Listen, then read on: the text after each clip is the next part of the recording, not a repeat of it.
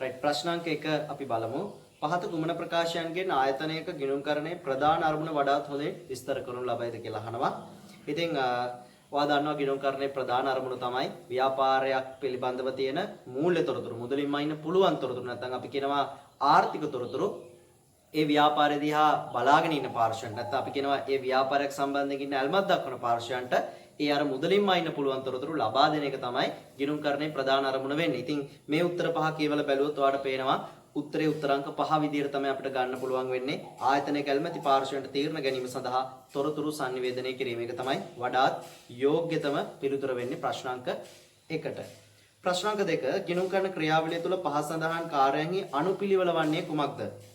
ඔයා දන්නවා ගිණුම්කරණ ක්‍රියාවලියේදී මුලින්ම සිද්ධ වෙන්නේ ගනුදෙනුව සිද්ධ වෙන එකට ළමයි. right? ඊට පස්සේ අපි ඒවට බිලක් හදන්න ඕනේ. අපි කියනවා මූලාශ්‍ර ලියකිවිලි පිළිල කරන්න ඕනේ. එතකොට මේකට අනුව B තමයි අපිට පටන් ගන්න පුළුවන් පළවෙනි දේ. ඊට පස්සේ මේ මූලාශ්‍ර ලේඛනවල තියෙන ගනුදෙනු අපි දන්නවා පොත්වල ලියන්න ඕනේ. උපයෝගී පොත්වල වාර්තා කරන්න ඕනේ. එතකොට අපිට ගන්න පුළුවන් C. ඊළඟට මේ පොත්වල තියෙන දේවල් අපි ලෙජර් ගිණුම් වලට පිටපත් කරන්න ඕනේ. හරබැර දිස්සටහන් දාලා. එතකොට අපිට E ගන්න පුළුවන්. ජර්නල් සටහන් ලෙජරේට පිටපත් කිරීම.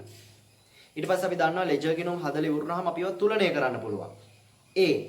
එතකොට දැනට අපි දන්නවා B, C, E, A අන්තිමටම D. අපි දන්නවා ශේෂ පිරික්සුම පිළියෙල කරනවා. ඒ නිසා B, C, E, A, D. right? එතකොට උත්තරේ උත්තරාංක අපිට ගන්න පුළුවන්. උත්තරාංක 2 විදිහට. right? උත්තරේ උත්තරාංක 2. ප්‍රශ්නාංක 3 අපි කියවමු. පහ සඳහන් කුමන ප්‍රකාශ හවුල් ව්‍යාපාරයකට අදාළව නිවැරදි වේද කියලා අහනවා. ඒවල කියනවා හවුල් ව්‍යාපාරයක ලාභ අනුපාතය වෙනස් වූ විට එහි කීර්ති නාමය අස්තමේන්තු කරනු ලබයි. ඔව්.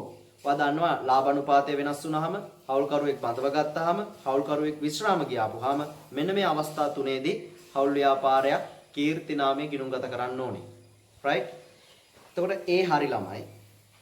B 1890 හවුල් ව්‍යාපාර ආඥාපනතේ 42 වගන්තියට අනුව හවුල් ව්‍යාපාරික කීර්ති නාමය අස්තමේන්තු කරයිලු. ඒක වැරදි. ඔයා දන්නවා 42 වගන්තිය කියන්නේ මොකද්ද? හවුල්කරුවෙක් විශ්‍රාමයේදී එයාට දෙන්න ඕන මුදල ණයක් විදිහට සැලකුවොත් ඒකට 100%ක පොලිය දෙන්න ඕනි කියන එක තමයි 42 වගන්තිය කියන්නේ. ඒ නිසා මේ B කියන කතාව වැරදි. C 1890 හවුල් ව්‍යාපාර ආඥාපනතේ 24 වන වගන්තියට අනුව හවුල්කරුවන් වේතන සඳහා හිමිකම් නොලබයි. ඔව්. ඒක හරි. C හරි. D හවුල්කරුවන් විසින් හවුල් ව්‍යාපාරයක ලාභ ඉවත් කර ගැනීමේ ක්‍රමයක් ලෙස ගැන්ලි භාවිතා කළ හැකිය. ඔව්. ගැන්ලි වලින් තමයි හවුල්කාරයා එයාගේ ලාභ බිස්නස් එකෙන් එළියට ගෙනියන්නේ. right?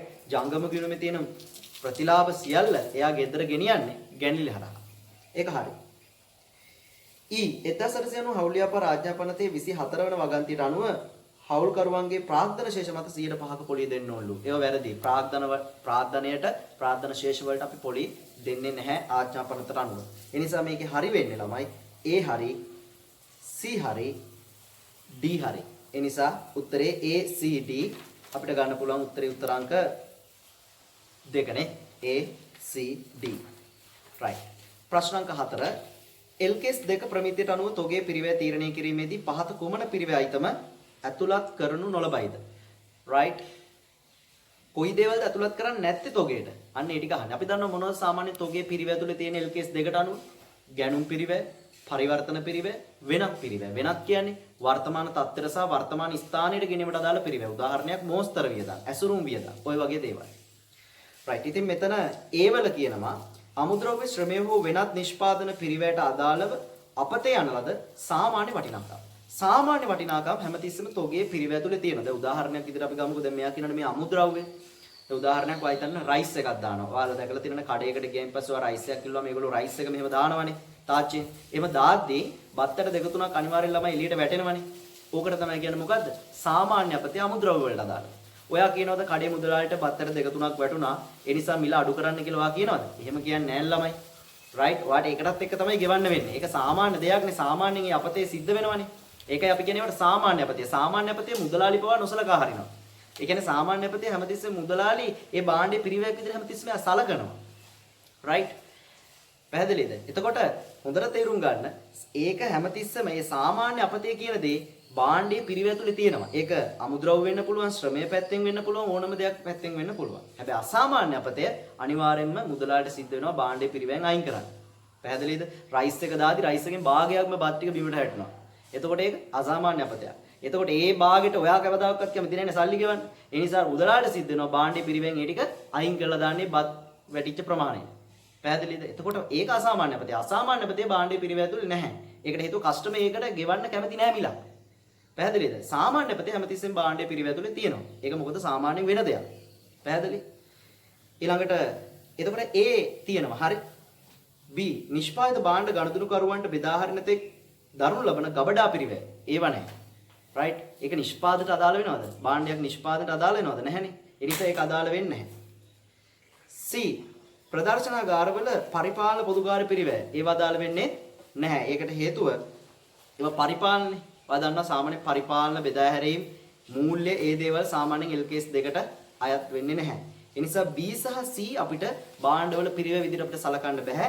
ඒ විතරයි අපිට භාණ්ඩයේ පිරිවැය තුළ තියෙන දෙයක් විදිහට සලකන්න පුළුවන්. ඒ නිසා මෙයාලා අහන්නේ මොනවද ඇතුළත් කරන්නේ නැත්තේ කියලා. ඒ නිසා B සහ C ප්‍රශ්නාංක 4ට උත්තරේ උත්තරාංක 4.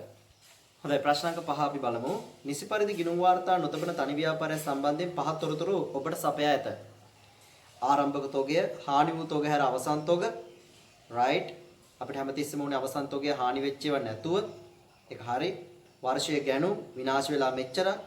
පිරිවැයට 33.33ක ලාභයක් සහිතවලු භාණ්ඩවල විකුණුම් මිල තීරණය කරන්න ඒගොල්ලෝ. අහන්නේ ව්‍යාපාරයේ විකුණුම් කොච්චරද කියලා. මෙහෙමනේ. ඔයාව ළමයි ඔය 133.33 ඔහොම තිබ්බට බය වෙන්න එපා. 133.33 කියන්නේ ඇත්තටම 33.3න් එකක් 100ට කියන එක. ඔය සියල්ල සමානයි භාග සංඛ්‍යාව 3න් එකක් කියන එක. හොඳට මතක තියාගන්න. කොහොම කිව්වොත් 3න් එකක් කියන එක මතක තියාගන්න. ලාභය පිරිවැයට 3න් එකක්. එයා කියන්නේ පිරිවැයට 133.33 කියලා.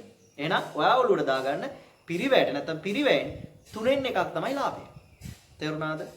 right. ඉතින් ඒ නිසා මම පිරිවැය 3ක් කියලා තීරණය කරා. ලාභය 3න් කීයක්ද? එකක්නේ. එහෙනම් ලාභ එකක් කියලා තීරණය කරා. එහෙනම් විකුණුම් මිල කීයද? 4ක් කියලා මම උපකල්පනය කරා. right. එතකොට ළමයි අපි මුලින්ම පිරිවැය හොයාගමු භාණ්ඩවල. ඇත්තටම විකුණුම් පිරිවැය ටික හොයාගමු මේ කතාවට අදාළව. right. විකුණුම් පිරිවැය කියන්නේ මෙන්න මේ පිරිවැය. ඒක හොයලා ඒකෙන් 3න් එකක් ලාභය බලලා අපි හොයාගමු විකුණුම් මිල. පැහැදිලි?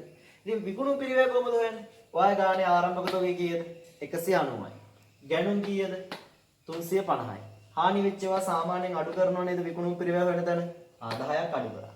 අවසන් තොගයක් අඩු කරනව නේද? අඩු කරා. ඔය ආවේ කවුද විකුණුම් පිරිවැය? විකුණුම් පිරිවැය කීයද? 450යි. මේ භාණ්ඩ මේ විකුණුපු භාණ්ඩවල පිරිවැය 450යි. ඉතින් ඒ කියන්නේ මෙන්න මෙයා නේද? right මම එයාගේ යටින් දාගත්ත 450යි. ඔයාගෙන් ඉල්ලන්නේ කාවද? විකුණුම් මිල. එයාට දාගත්ත x. වටිනාකම් දෙකක් තියෙන මෙන්න මෙතන ළමයි. ගණිතයට අනුව යට වටිනාකම් බෙදන්න උඩාගේ. 450 බෙදන්න 3. වැඩි කරන්නේ x නේ ඔයා හොයන්න යන්නේ. එහෙනම් x එක තනි වෙලා තියෙන්නේ 4නේ. x එක තනි වෙලා තියෙන 4ෙන් වැඩි කරන්න. එනවා උත්තරේ 600යි. ඔය ඇවිල්ලා විකුණුම් මිල. ඉතින් ඔයා හයි ඕකට ඔච්චර දඟලන්න ඕනේද සර්? 450යි නා 450න් 3න් එකක් බැලුවා නම් ලාභය කීයද? 3 වරක් 150ක් එන්නේ. ඉතින් මෙයාව එකතු කරා නම් අපිට ගෙලින්ම ගන්න බැයිද 600? එහෙම කරා නම් අපිට ලේසියිනේ. ඔයා අහන්න පුළුවන්. ඔව් ලේසි තමයි. right? නමුත් මේ ක්‍රමය ඕනම වෙලාවකට ඇප්ලයි කරන්න පුළුවන්. ඇයි දන්නවද මම එහෙම කියන්නේ හේතුව? මේ වෙලාවේ ලාභය ලකුණු කරන්නේ පිරිවැයටනේ. ඒ නිසා තමයි ලාභය දැන් 3න් එකක් කියලානේ කියන්නේ පිරිවැයෙන් 3න් එකක් කියලානේ ගාණි කියන්නේ. එහෙනම් පිරිවැය 3ක් කියලා මම උපකල්පනය කරන්න ඕනේ. හැබැයි හිතන්නකෝ ගාණි කියනවා විකුණුම් මිලෙන් 3න් එකක් ලාභය කියලා. එතකොට ඔයාට පුළුවන්ද මේ 450න් 3න් එකක් බලන්න? බෑ. ඇයි එයා කියන්නේ විකුණුම් මිලෙන් 3න් එකක් ලාභය කියලා. ඒතකොට මේකෙන් 3න් එකක් බලලා ලාභය ගත්තොත් වැරදි. තේරුණාද? එතකොට පොඩ්ඩක් අවුල් වෙනවනේ. ඒ වගේ වෙලාවක තමයි මේක මේ ගොඩක් යෝග්‍ය වෙන්නේ. මොකද දන්නවද? බැරි වෙලාවේ එක්සැමිනර් කිව්වොත් එහෙම ලාභය විකුණුම් මිලෙන් 3න් එකක් කියලා. එතකොට ඔයා පිරිවැය 3ක් නෙමෙයි විකුණුම් මිල 3ක් කියලා හිතන්න. තේරුණාද? මෙයා එකයිනේ හැමතිස්සෙම. එහෙනම් මෙයා කීයද? 2යි. ඇයි 2 1 එකතු කරාම 3 වෙන්නේ? දැන් එක්සැමිනර් දීලා තියෙන්නේ මෙයාවනේ. 450 නේ. නැත්නම් අපි හොයාගත්තේ 450 නේ. ඔයාගෙන් ලාභයෙන් දැන් ඔයාට හොයලා විකුණුම් මිල තීරණය කරගන්න වෙන්නේ. ඒතර මම අර කිව්ව සිස්ටම් එක ඇප්ලයි කරා. වටිනාකම් දෙකක් තියෙන හැමතිස්සෙම මෙතන. දැන් 450 යටාගේ බෙදන්න ඕනේ උඩාගේ. වැඩි කරන්නේ x එක තනි වෙච්ච 3. මෙතනින් එනවා x. right? ඒ කියන්නේ මෙන්න මෙයා. විකුණුම් right? ඉතින් අර එක්සැමිනර් බැරි වෙලා හරි කිව්වොත් විකුණුම් මිලෙන් තුනෙන් එකක්. පිරිවැයෙන් තුනෙන් එකක්. ඔය ඕනම වෙලාවක මේ ක්‍රමේ මතක තියාගන්න. පිරිවැයෙන් නම් පිරිවැය දෙකක්. පිරිවැය තුනක් කියලා මතක තියාගන්න ලාභේ. ලකුණු කරන වෙලාවට. ඒ කියන්නේ පිරිවැයෙන් තුනෙන් එකක් ගො පිරිවැය තුනයි. විකුණුම් මිලෙන් තුනෙන් එකක් ගො විකුණුම් මිල තුනක් කියලා උපකල්පනය කරන්න. පැහැදිලිද? right. ඉතින් කොහොම හරි වේවා. ඔයාලට තව මීට වඩා ක්‍රම ඔළුවේ තියෙන්න පුළුවන්. ඔයාලා ඉගෙනගෙන තියෙන විදියට කැමති ක්‍රමයකින් මේ පිළිතුරු හොයා ගන්නවාට පුළුවන්. ඉතින් මේ වෙලාවේ භාණ්ඩවල විකුණුම් මිල එන්නේ 600ක් මේ වෙලාවේ. එතකොට අපිට ගන්න පුළුවන් උත්තරාංක 5 ලක්ෂ 6. ප්‍රශ්නාංක 6 බලන්න. තොග ප්‍රමිතියට අනුව පහත කුමන ප්‍රකාශ හරිද කියලා අහන්නේ. ඒ කියන්නේ LKS දෙකට අනුවනේ. තොග සෑම විටම වත්කමක්. right. තොග සෑම විටම වත්කමක්ලු. බලමු මොකද වෙන්නේ කියලා. අසාමාන්‍ය අපතයම් තොගේ පිරිවෙට ඇතුළත් වෙන්නේ නැහැ. මම කලිනුත් කිව්වනේ අසාමාන්‍ය අපතයම් තොගේ පිරිවෙන් අයින් කරන්න ඕනේ. එතකොට මේ දෙවෙනි එක්කිනා වැරදි. 3. තොග යනු සාමාන්‍ය ව්‍යාපාර කටයුතු වලදී විකිණීමට තබා ඇති අයිතම් පමණලු නෑ. තොග කියන්නේ නිමි නොනිමි අමුද්‍රව්‍ය. නිමි තමයි විකුණන්න තියන් ඉන්නේ. නොනිමි හැදමින් පවතිනවා. අමුද්‍රව්‍ය නිෂ්පාදනය වෙනුවෙන් තියාගෙන ඉන්නේ. එතකොට 3 වැරදි. right. 2ත් වැරදි 3ත් වැරදි. 4. තොග මැනීම පිරිවැය සහ ශුද්ධ උපලබ්ධිය ගෙනගෙන අඩු වගේ මත සිදු කළ යුතුයි. ඔව්. අපි දන්නවා සාමාන්‍ය LKS දෙකට අනුව තොගේ මනින්න ඕනේ. තොගේ පිරිවැයයි ශුද්ධ උපලබ්ධියගේ ඒ දෙකෙන් වඩාත් අඩු වගේට. ඒතකොට ඇත්තටම 4 වෙනි එක නා හරි. 5. තොගේක ශුද්ධ උපලබ්ධියගේ පිරිවැයට වඩා අඩු වෙයි. නෑනේ. තොගේක ශුද්ධ උපලබ්ධියගේ පිරිවැයට වඩා හැමතිස්සෙම අඩු වෙනවා කියලා දෙයක් නෑ. සමහරක් වෙලාවට තොගේක ශුද්ධ උපලබ්ධියගේ පිරිවැයට වඩා වැඩි වෙන්න පුළුවන් අඩු වෙන්න පුළුවන්. ඒතර 5ත් වැරදි. 3ත් වැරදි. 2ත් වැරදි. 4 හරි. මොකද තොග මැනීම පිරිවැය සහ ශුද්ධ උපලබ්ධියගේ යන දෙකෙන් වඩාත් අඩු වගේනේ. දෙකෙන් අඩු වගේ මත සිදු කළ යුතුයි. එතකොට ඒක හරි. 4 වෙනි එක නා හරි. එක එන්නකො තොග සෑම විටම වත්කමක්. ළමයි තොග සෑම විටම වත්කමක් වෙන්නේ නැහැ. normally අපි දන්නවා තොග කියන්නේ වත්කමක්. නමුත් තොගේ වියදමක් වෙන අවස්ථාවක් තියෙනවා. තොග සම්බන්ධයෙන් තොග කපා හැරීම මතකද? තොග කපා හැරීම. එතකොට ඒ වෙලාවට තොගේ වියදමක් වෙනවා. right. පිරිවැට වඩා ශුද්ධ උපලබ්ධයේ අඩු වෙලාවක තොග කපා හැරීමක් වෙන්නේ. ඒ වගේම තමයි විකුණුම් පිරිවැය කියන අවස්ථාව. ඒ වෙලාවට තොගේ වියදමක්. තේරුණානේ? ඉතින් ඒ නිසා එක අපිට ගන්න බෑ. 2ත් වැරදි. 3ත් වැරදි. 5ත් වැරදි. වඩාත් යෝග්‍යතම පිළිතුර උත්තරාංක 4. තේරුණානේ? right. ප්‍රශ්නාංක 7ට අපි යන්. සමාගමක වෙළඳ ලැබිය යුතු පාලන ගිණුමේ ශේෂය වෙළඳ ලැබිය යුතු ලෙජර් ශේෂ එකතුවට වඩා වැඩි වීමට බලපෑ හැකි හේතුවක් වන්නේ. right. ඕකට අපි මෙන්න මෙහෙම උත්තරේ ගොඩනගා ගමු ළමයි. එකපාර ඕක හිතන්න අමාරු ළමයි ඉන්න පුළුවන්. right. අපි ටී ගිණුම් ටිකක් ගහගමු මෙන්න මෙහෙම. right. මම එක ටී ගිණුමක් ගහ ගන්නවා පාලන කියලා. අනිත් එක දා ගන්නවා උප කියලා. උප කියන්නේ උපලෙජරේ. අමල් නිමල් කමල් ඉන්නේ මෙන්න මේ වැතුල කියලා හිතන්න. මේ පාලන පොදුවේ ඔක්කොගම එකතු. අමල් නිමල් කමල් රිද්ම මේ හැමෝගෙම තොරතුරු වල එකතුව මේක. මේ අමල්ගේ ගිණුම, කමල්ගේ ගිණුම කියලා නිකන් හිතන්න. right. අපි උපකල්පනය කරමු. ශේෂය 100ක් දැනට තියෙනවා කියලා. right. පාලන ගිණුමේ 100ක ශේෂයක් තියෙනවා. උපලෙජර් වල අමල් කමල් නිමලුත් ඉන්නවා 100ක්. අපි නිකන් උපකල්පනය කරමු. right. මෙයා අහන්නේ මොකද්ද? සමාගමක වෙළඳ ලැබිය යුතු පාලන ගිණුමේ ශේෂය මෙන්න මේකේ ශේෂය වෙළඳ ලැබිය යුතු ලෙජර් ශේෂය. ඒ කියන්නේ මෙන්න මේගොල්ලෝනේ. එකතුවට වඩා වැඩි වීමට බලපෑ හැකි හේතුව. right. මෙන්න මෙයාගේ ශේෂය මෙයාගේ ශේෂයට වඩා වැඩි වෙන්න හේතු වෙන්නේ මොකද්ද කියලා අහන්නේ. ඒ කියන්නේ අනිවාර්යෙන් මෙතනින් එන උත්තරය 150ක් නම් මෙයාගේ 110ක් වගේ. ඇයි? මෙයා වැඩිනේ මේකට වඩා. අන්න එහෙම වෙන්න හේතුනේ වැරදි මොනවද කියලා අහන්නේ. අපි වැරද්ද කරලා බලමු මෙයා කියන විදිහට. ඊට පස්සේ අපිට පුළුවන් ඔප්පු කරගන්න කවුද එන උත්තරේ කියලා. 1. වෙළඳ ලැබිය යුතු හානි කරන ලාභ. කපා හැරීම. ඒ කියන්නේ බොල් ණයනේ. වෙළඳ ලැබිය යුතු පාලන ගිණුමට දෙපාරක් දාලා. මේකට දෙපාරක් දාලා. අපි හිතමු බොල් ණය රුපියල් 20යි කියලා. එතකොට දෙපාර ගන්න දැම්මොත් අපි දන්නවනේ පාලන එතකොට කීයක් යනවද? 40. වදෙන් දාන්නවා බොල් ණය බැරට යන්නේ. හරි. දැන් මෙයා හරියට කරලාද නැද්ද වැඩි? මෙයා හරියට කරලා නේ. එහෙනම් මෙයා දාන්නේ බොල් ණය කී පාරද? එක පාරයි. අමල් නිමල් කමල්ගේ ටී ගිණුම් වලට යන්නේ එක පාරයි. හැබැයි මේකට දෙපාරක් ගිහිල්ලා කියනවා. දැන් මේකේ ශේෂය කීයද? 60යි. තේරුණාද? මේකේ ශේෂය 80යි. මෙයා අඩුයි නේද? මෙයා වැඩි නේද? එයා ඉල්ලන්නේ ඒක අනිත් පැත්තනේ. මෙයා වැඩි වෙන එකක් ඉල්ලන්නේ මෙයාට වඩා. එහෙනම් පළවෙනි එක්කිනා ගන්න බැහැ. දැන් තේරුණා නේද? right. අපි දෙවෙනි එක්කිනත් ඉක්මන් කරලා බලමු. right. ණයට විකුණුම් ජර්නලේ එකතුව. හැමතිස්සෙම මට කියන්නේ විකුණුම් ජර්නලේ එකතුව යන්නේ හැමතිස්සෙම මෙයාටනේ. එයා කියනවා මොකද්ද? ණයට විකුණුම් ජර්නලේ එකතුව අඩුවෙන් පාලන ගිණුමට දාලා. අපි හිතමු විකුණුම් ජර්නලේ හරි එකතුව 50යි කියලා. ඒක අඩු වෙන්නේ මෙයාට දැම්ම කිව්වේ. අපි හිතමු 40ක් දැම්මා කියලා. විකුණුම් ණයට විකුණුම් යන්නේ හරට හරි. හැබැයි දැන් මෙයාට හරියට යනවද නැද්ද? යනවනේ. අපි හිතමු විකුණුම් ජර්නල් එකතුව 50යි. ඒක අඩු වෙන්නේ මෙයාට ගියා කිව්වේ. එහෙනම් අපි 40ක් කියලා දාලා බලමු. එහෙනම් මෙයාට 40ක් කියලා දැම්මා. මෙයාගේ වැරදි නෑ. මෙයාගේ හරි කියනවනේ. එහෙනම් මෙයාට 50ම දාන්න. දැන් මෙයාගේ කීයද? 140යි. මෙයාගේ ශේෂය 150යි. ඒ වෙලාව එතකොට මේ වෙලාවෙත් මෙයාගේ ශේෂය අඩුයි නේද? මෙයා වැඩි නේද? දෙවෙනි එක්කෙනාත් අපිට ගන්න බෑ. ඉල්ලන්නේ ඔකේ අනිත් පැත්ත. right. ඊළඟ එක්කෙනා බලමු. දුන්වට්ටම් වෙළඳ ලැබිය යුතු පාලන ගිණුමේ සටහන් වෙලා නැහැ. right. අපි හිතමු දුන්වට්ටම් right. අපි හිතමු දුන්වට්ටම් රුපියල් 10යි කියලා. right. දුන්වට්ටම් බැරටනේ යන්නේ. දැන් එයා කියන්නේ පාලන ගිණුමට දැම්මේ නැහැ. එහෙනම් අපිට දාන්න පුළුවන්ද? බැහැ. තේරුණාද? එයා කියන්නේ දුන්වට්ටම් වෙළඳ ලැබිය යුතු පාලන ගිණුමේ සටහන් වෙලා නැහැලු. මෙයා ගැන මුකුත් කියන්නේ නැත්තම් මෙයා හරිනේ. අමල් නිමල් කමලට ගිහිල්ලා ඒව හරියට. අපි හිතමු දුන්වට්ටම් 10 නම් එයාගේ බැරට දැම්මොත් දුන්වට්ටම් 10. තේරුණාද? හැබැයි මෙයාට ගියේ නැහැ කියලා කියන්නේ. නෑ යාට අපි දැම්මේ නැහැ. වෙච්ච දේ නේ අපි කරන්නේ. ඒතර මෙයාගේ ශේෂය 100යි. මෙයාගේ ශේෂය 90යි. දැක්කනේ? දුන්නට බැරට නේද? එහෙනම් මෙයා ගන්න පුළුවන් ද බෙත් මේකත් අපොලයි. මෙයා අහන්නේ මෙයා වැඩි වෙන්න හේතුන වැරද්ද නේ අහන්නේ මෙයාට වඩා. එහෙනම් තුන්වෙනි එක්කෙනා හරි. right? ඉතින් ඔයාලා ළමයි මේ විදිහට 4යි 5ත් කරලා බලන්න. උත්තරේ දැන් අපි දන්නවා කීයද? 3. හරි 4 වෙනි එකේ තියෙන්නේ ආපසු එවුම් වැඩියෙන් වෙළඳ ලැබිය යුතු පාලන ගිණුම පිටපත් කිරීම. ඒක නිසාත් ඔයා බලන්නේ එහෙම තමයි වෙන්නේ. ඒ කියන්නේ මේ 1 2 අවස්ථාව වගේ තමයි මෙයාගේ ශේෂය අඩු වෙනවා, මෙයාගේ ශේෂය වැඩි වෙනවා. වෙළඳ ලැබිය යුතු හානි කරන අලාභ කපා හැරීම, වෙළඳ ලැබිය යුතු ලෙජරේ සටහන් නොවීම. right? එතකොටත් අර වගේමයි මෙයාගේ ශේෂය අඩුයි, මෙයාගේ ශේෂය වැඩි වෙනවා. ඔයා ටී ගිණුම් දෙයක් ගහලා විතර කල්පනා කරලා මේ මයින්ඩ් එක හදාගන්න. පැහැදිලි? තේරුණාද? පස්වෙනි එක මොකද්ද? වෙළඳ ලැබිය යුතු හානි කරන අලාභ කපා හැරීම, වෙළඳ ලැබිය යුතු ලෙජරේ සටහන් නොවීමනේ. ඒතර මෙයාගේ ශේෂය වැඩි වෙනවා ඒ වෙලාවට. right. මේ වෙලාවට මෙයාගේ අපින් ඉල්ලන්නේ මෙයා වැඩි වෙනේමනේ. right. ඉතින් උත්තර අංක 3 විතරයි අපිට ගන්න පුළුවන්. හොඳයි ප්‍රශ්න අංක 8 කියව ගමු. සමාගමක 2019 3:31 දිනට බැංකු ප්‍රකාශයට අනුව අයිරාව 80යිලු.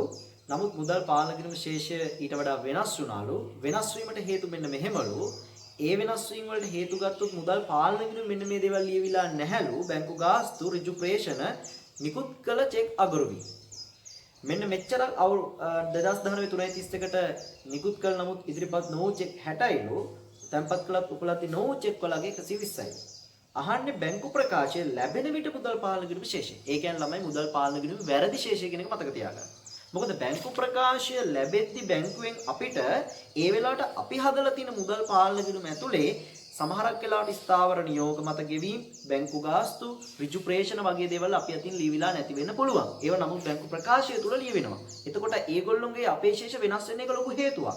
එතකොට අපේ මුදල් පාලන ගිණුමේ තියෙන ශේෂය දැනට තියෙන ශේෂය වැරදියි. අර බැංකු ගාස්තු, ස්ථාවර නියෝග, ඍජු ප්‍රේෂණ, බැංකු ප්‍රකාශය තිබ්බත් අපි අතින් ඒවා ලියවෙන්නේ නැහැ. මොකද ඒවා අපි අතින් මග හැරෙනවා ප්‍රායෝගික හේතුවක් නිසා. right? එතකොට බැංකු ප්‍රකාශය ලැබෙද්දී අපේ මුදල් පාලන ගිණුම වැරදි. එතකොට ඒ වෙලාවට ඒකේ තියෙන අන්තිම ශේෂය ඊගේ පාගේ වැරදි. අන්න යාම තමයි ඉල්ලන්නේ. තේරුණාද? ඉතින් ඔයාලට බැංකු සැසඳුම් පිළිබඳ හොඳ අවබෝධයක් තියෙන්න ඕනේ මේ ප්‍රශ්නෙට පිළිතුරු සපයන්න. දැන් එක්සැමිනර් දීලා තියෙන්නේ මොකද්ද මේ වෙලාවේ? 2019 3:31 දිනට බැංකු ප්‍රකාශයට අනුව අයිරාව. බැංකු ප්‍රකාශයට අනුව අයිරාව 80ක් කියලානේ දීලා තියෙන්නේ. right. මම ළමයි මේ වෙලාවේදී right. දැන් අපේ අරමුණ ඇවිල්ලා වැරදි ශේෂය බැංකු ඒ කියන්නේ වැරදි ශේෂය අපේ මුදල් පාලන ගිණුමේ අපෙන් ඉල්ලන්නේ. ඒක තමයි අපේ අරමුණ දැන් හොයන්නේ. ඒකට පිළිතුර ගොඩනගා ගන්න මම මෙන්න මේ විදිහට. මම බැංකු සැසඳුම් ප්‍රකාශයක් ගන්නවා. බැංකු සැසඳුම් ප්‍රකාශය උඩින් ලියනවා මම බැංකු ප්‍රකාශය අයිරාව. මොකද දැන් එක්සැමිනර් මේ වෙලාවේ දීලා තියෙන්නේ මොකද්ද? බැංකු ප්‍රකාශයේ අයිරාව. එයා කියද 80යි. ඉතින් සාමාන්‍ය බැංකු ප්‍රකාශයේ අයිරාවක් තිබ්බොත් ළමයි ඉදිරිපත් නොවූ චෙක් එකතු වෙනවා. උපලබ්ධි නොවූ චෙක් අඩු වෙනවා. දැන් හිතන්නකෝ බැරි වෙලා හරි බැංකු ප්‍රකාශයේ වාසිදායක ශීර්ෂයක් තිබ්බා කියලා. එහෙනම් උපලබ්ධි නොවූ චෙක් එකතු වෙනවා. ඉදිරිපත් නොවූ චෙක් අඩු වෙනවා. හොඳට මතක තියාගන්න. right. ඒතර බැංකු ප්‍රකාශයේ අයිරාව 80යි. සමහරු මෙතනට ඍණ ධන කියලා දානවා. එහෙම දාන්න අවශ්‍ය නැහැ ළමයි. ඍණ ලකුණු නොසලකා හරින අයිරාවක් කිව්වට ඔයා සාමාන්‍ය ධන ලකුණෙන්ම වැඩි කරගෙන යන්න. ඒක හදන්න පුළුවන් ඇත්තටම ක්‍රම දෙකක් තියෙනවා. සමහරව මෙතනට ඍණ ලකුණ දාලා හදනවා. සාමාන්‍යයෙන් මම උගන්වන ක්‍රමයේදී ළමයි මම ඍණ ලකුණු ඒවා අමතක කරන්න කියලා ළමයට ධන ලකුණෙම තමයි යන්න කියලා කියන්නේ අයිරාව තිබ්බා. පැහැදිලිද? නමුත් සාමාන්‍යයෙන් අයිරාවක් කියන්නේ ඍණ ශේෂය. නමුත් ඒක මේ බැංකු සැසඳුම් ප්‍රකාශයේදී මම කියලා දෙන ක්‍රමයේදී ඒක නොසලකා හරිනවා. නමුත් සමහරව ඍණ ලකුණ දාලාත් හදනවා. පැහැදිලි? කොහොම හරි කමන්නේ උත්තරේ එනවා නම් එච්චරයි. right. ඒතර බැංකු ප්‍රකාශයේ අයිරාව 80යි. ඉදිරිපත් නොවුචෙක් ගාණ කිව්වා කීයද 60යි. උපලබ්ධි නොවුචෙක් ගාණ කිව්වා 120යි. සාමාන්‍යයෙන් අපි දන්නවා බැංකු ප්‍රකාශයේ ශේෂය නම් එක පැත්තකට දැම්මේ අනිත් පැත්තෙන් එන්නේ සංශෝධිත මුදල් පාලන කිරීම ශේෂය. සමහරක් වෙලාවට උඩින් සංශෝධිත මුදල් පාලන කිරීම ශේෂය දැම්මොත් පල්ලෙන් ඉන්නේ බැංකු ප්‍රකාශයේ ශේෂය. දැන් මේ වෙලාවේ බැංකු ප්‍රකාශයේ ශේෂය උඩින් දැන් මෙහෙනම් පල්ලෙන් ඉන්නේ සංශෝධිත මුදල් පාලන කිරීම ශේෂය. එයා එනවා 20ක්. එයත් අයිරාව. පැහැදිලිද? මොකද ඒකට හේතුව මුල තිබ්බේ මොකද්ද? අයිරාව. ඒ අයිරාව සාමාන්‍ය පරිදි ගලාගෙන සුළු වීමක් විදිහට අපිට ආවනේ.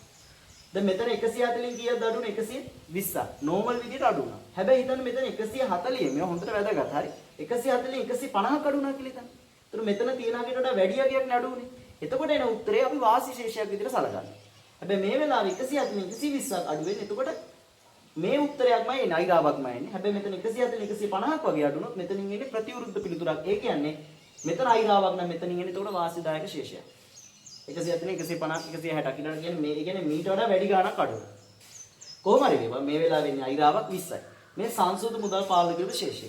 එයා ඇවිල්ලා අපි ගිහිල්ලා දා ගන්නවා සංශෝධිත මුදල් පාලන කිරීමේ අන්තිම ශේෂ විදිහට මේ අපි දන්නවනේ සංශෝධිත මුදල් පාලන කිරීමේ ශේෂය T ගිණුමකින් හොයාගත්තොත් අපේ එන්නේ සංශෝධිත මුදල් පාලන කිරීමේ අන්තිම ශේෂය විදිහට. ක්ලියර්? ඔන්න 20 දාගත්තා. ඇයි මම බැරින් ඊගේ දැම්මේ? අයිරාවක්. මේ අයිරාවක්. ක්ලියර්? වකින් පැත්තෙන් යන්නේ බැර පැත්තෙන්. ඔයා දන්නා සංස්කෘත මුදල් පාලන කිරීමට එන්න ඕනේ මේ ගානේ තියෙන මොනවද? ඍජු ප්‍රේෂණ හරට එන්න ඕනේ. නිකුත් කළ චෙක් අගරුවීම මෙතනට එන්න ඕනේ හර පැත්තට. ඊට පස්සේ බැංකු ගාස්තු බැරට එන්න ඕනේ. අපෙන් අහන්නේ වැරදි ශේෂයෙන්. වැරදි ශේෂය හැමතිස්සෙම තියෙන්නේ කොහෙද? සංස්කෘත මුදල් පාලන කිරීම මුලින්. මොකද අපි පුංචි කාලේ ගණන් හදද්දි බේසික් ගණන් හදද්දි සංස්කෘත මුදල් පාලන කිරීම මුලින්ම අපි දැම්මේ වැරදි ශේෂය. එහෙනම් මෙන්න මෙතන තමයි වැරදි ශේෂය තියෙන්නේ. මේ දෙපැත්ත එක පැත්ත. වැඩි පැත්තකින් 100 20 120 140 මේ පැත්ත 10යි. අර එන 140යි දෙපැත්තට දාන්න 140 අඩු පැත්තේ උඩින් බොක්ස් එක දාගන්න. අඩු පැත්ත බැර පැත්ත. මෙතනින් කීයද 130. මෙන්න මෙයා තමයි වැරදි ශේෂය වෙන්නේ. බැර 1,30,000. ඒ නිසා උත්තරේ උත්තරාංක 4 විදිහට අපිට ගන්න පුළුවන්. පැහැදිලි නේද? right. ප්‍රශ්නාංක 9 කියව ගමු. ගැණුම් වියදමක් වන්නේ පහත කුමන අවස්ථාවේද? අනිවාර්යෙන් ළමයි ගැණුම් ටික වියදම් වෙන්නේ විකුණන වෙලාවේදී. විකුණුම් පිරිවැය කියන අවස්ථාවේදී.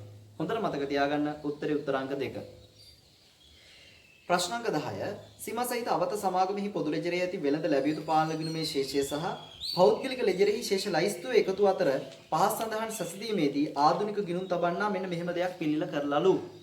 ඉතින් ආධුනික ගිණුම් තබන්න මොකද කරලා තියෙන්නේ? වෙළඳ ලැබිය යුතු පාලන ගිණුමේ ශේෂය අපි තුමුක වැරදි ශේෂය ඒකට එකතු කරලා ගිණුම්ගත වෙලා නැති විකුණුම් ඉන්වොයිසිය ඊට පස්සේ අඩු කරලා පෞද්ගලික ගිණුමේ අත්හැරිලා තියෙන වට්ටම සහ පාලන ගිණුමේ සටහන් නොවිච්ච හානිකරන ලාභත් අඩු කරලා.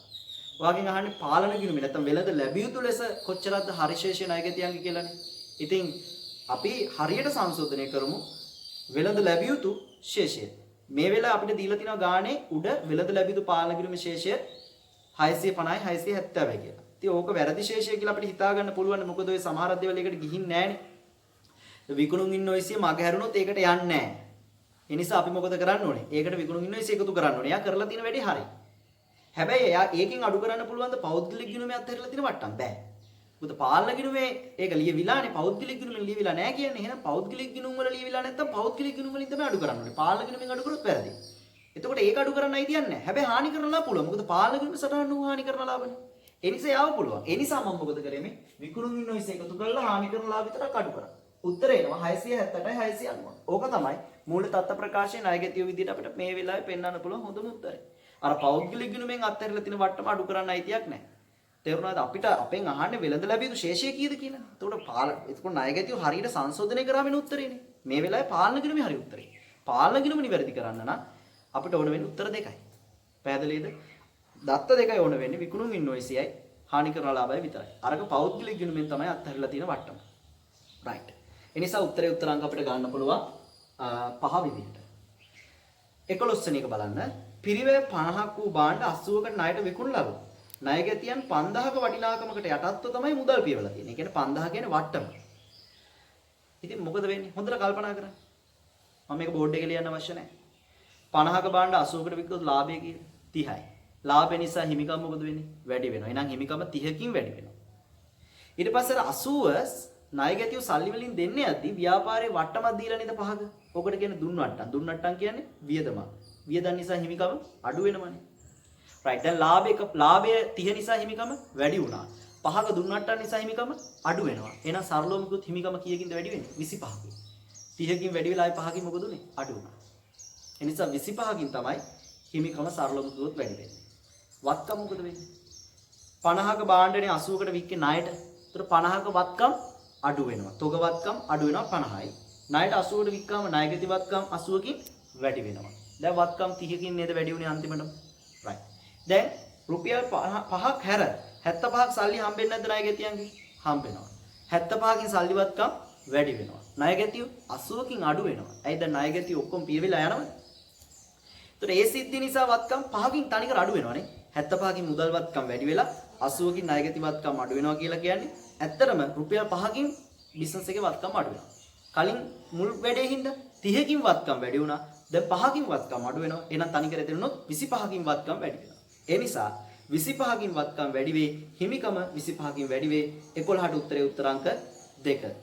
ප්‍රශ්නංක 12. ලාභ ලැබීමේ අරමුණකින් පවත්වාගෙන නොයන සංවිධානයක මූල ප්‍රකාශන වල වත්කමක් වෙන්නේ නැත්තේ මොනවද කියලා අහන්න. හිඟ හිටි සමාජික මුදල්. පා දන්නවනේ.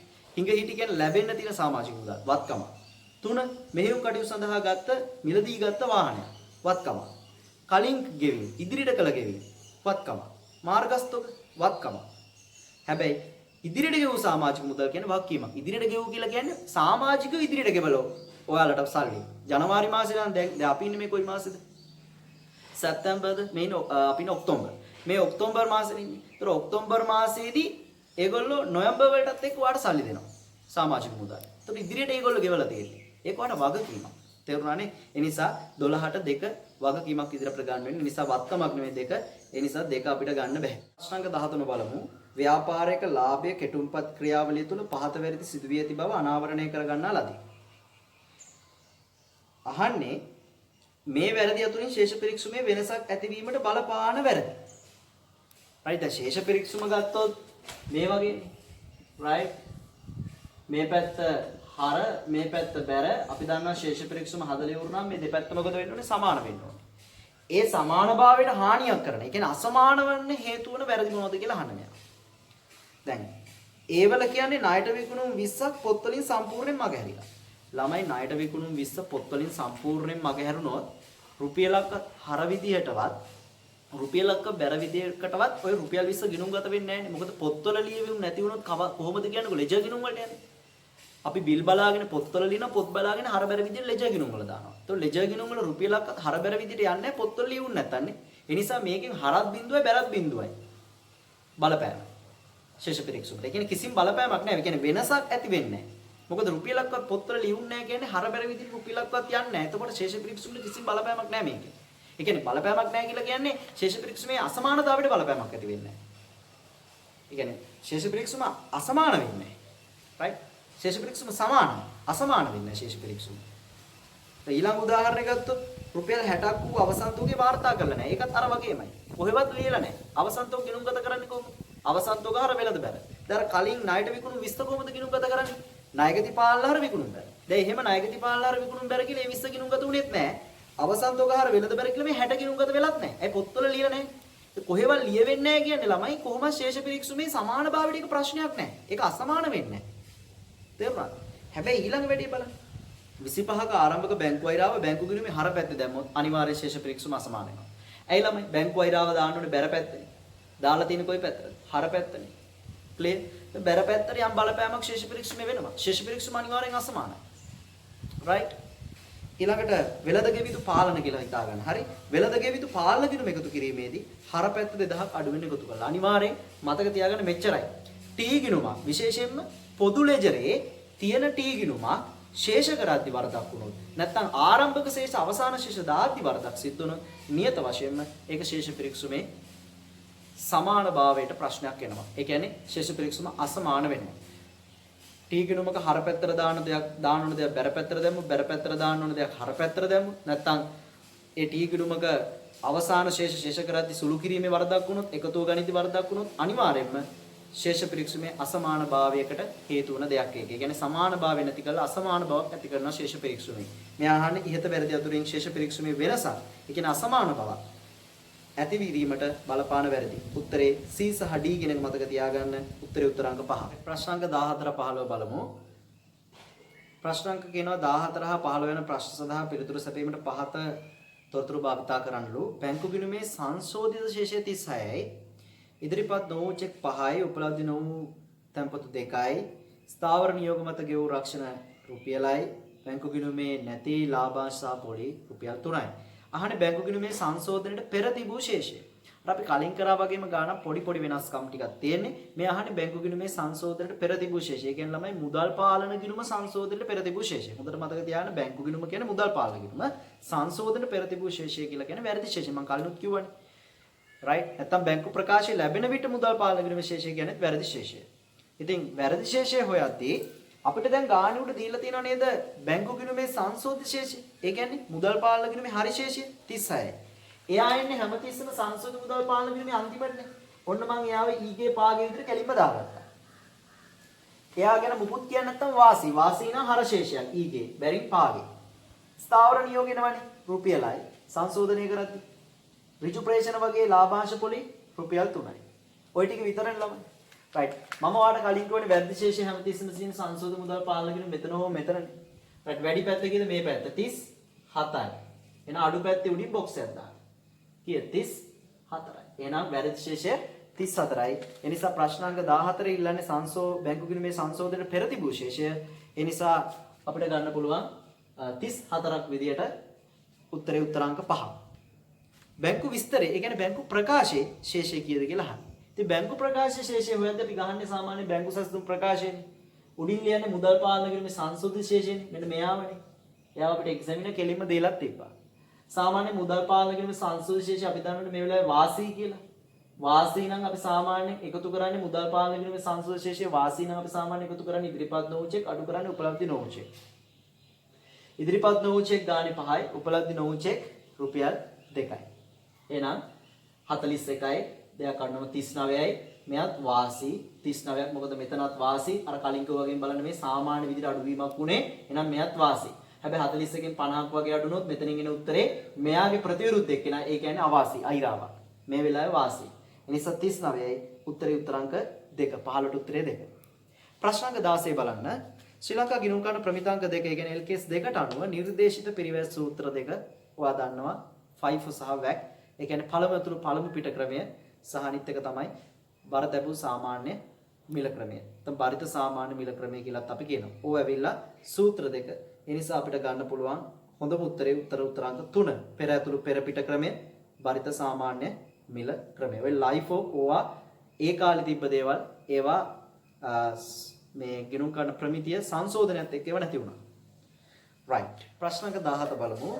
2011 3.31 දිනින් අවසන් වර්ෂය සඳහා සොනික් නිෂ්පාදන ආයතනයේ පහත් තොරතුරු ඔබට සපයා ඇත.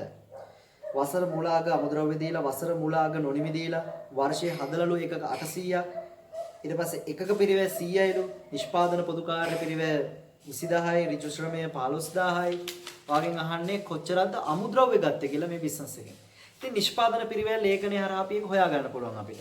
ඔයා දන්නවා මූල අමුද්‍රව්‍ය වලට නේද අමුද්‍රව්‍ය ගැණුම් එකතු කරන්නේ. අන්න එයාව ඉල්ලන්නේ. ඒ දෙන්නගේ එකතු වෙන අග අමුද්‍රව්‍ය අඩු කරපුවා වෙනව කවුද? පරිභෝජනය කරලා ද්‍රව්‍ය පිරිවැය. පරිභෝජනය කරලා ද්‍රව්‍ය පිරිවැය කියන ළමයි ඍජු ද්‍රව්‍ය පිරිවැය. right? ඊට පස්සේ ඒකට ඍජු ශ්‍රමයේ ඍජු වෙනත් එකතු වෙලා කාවදේක ප්‍රාථමික පිරිවැය. ඊට පස්සේ යාට නිෂ්පාදන පොදු කාර්ය පිරිවැය එකතු වෙනවා. ඊට පස්සේ නොනිමි වෙනස මුල නොනිමි එකතු කරලා අග නොනිමි අඩු කරලා නොනිමි වෙනස ගලපලා නිෂ්පාදන පිරිවැය අපි ගන්නවා. දැන් මේ ගානේ කියනවා නේද? ඒකක 800ක් හැදුවා කියලා ළමයි. ඒකකයක පිරිවැය 100ක් කියලා කියනවා නේද? එහෙනම් 800 වැඩි කිරීම 100 කීයද?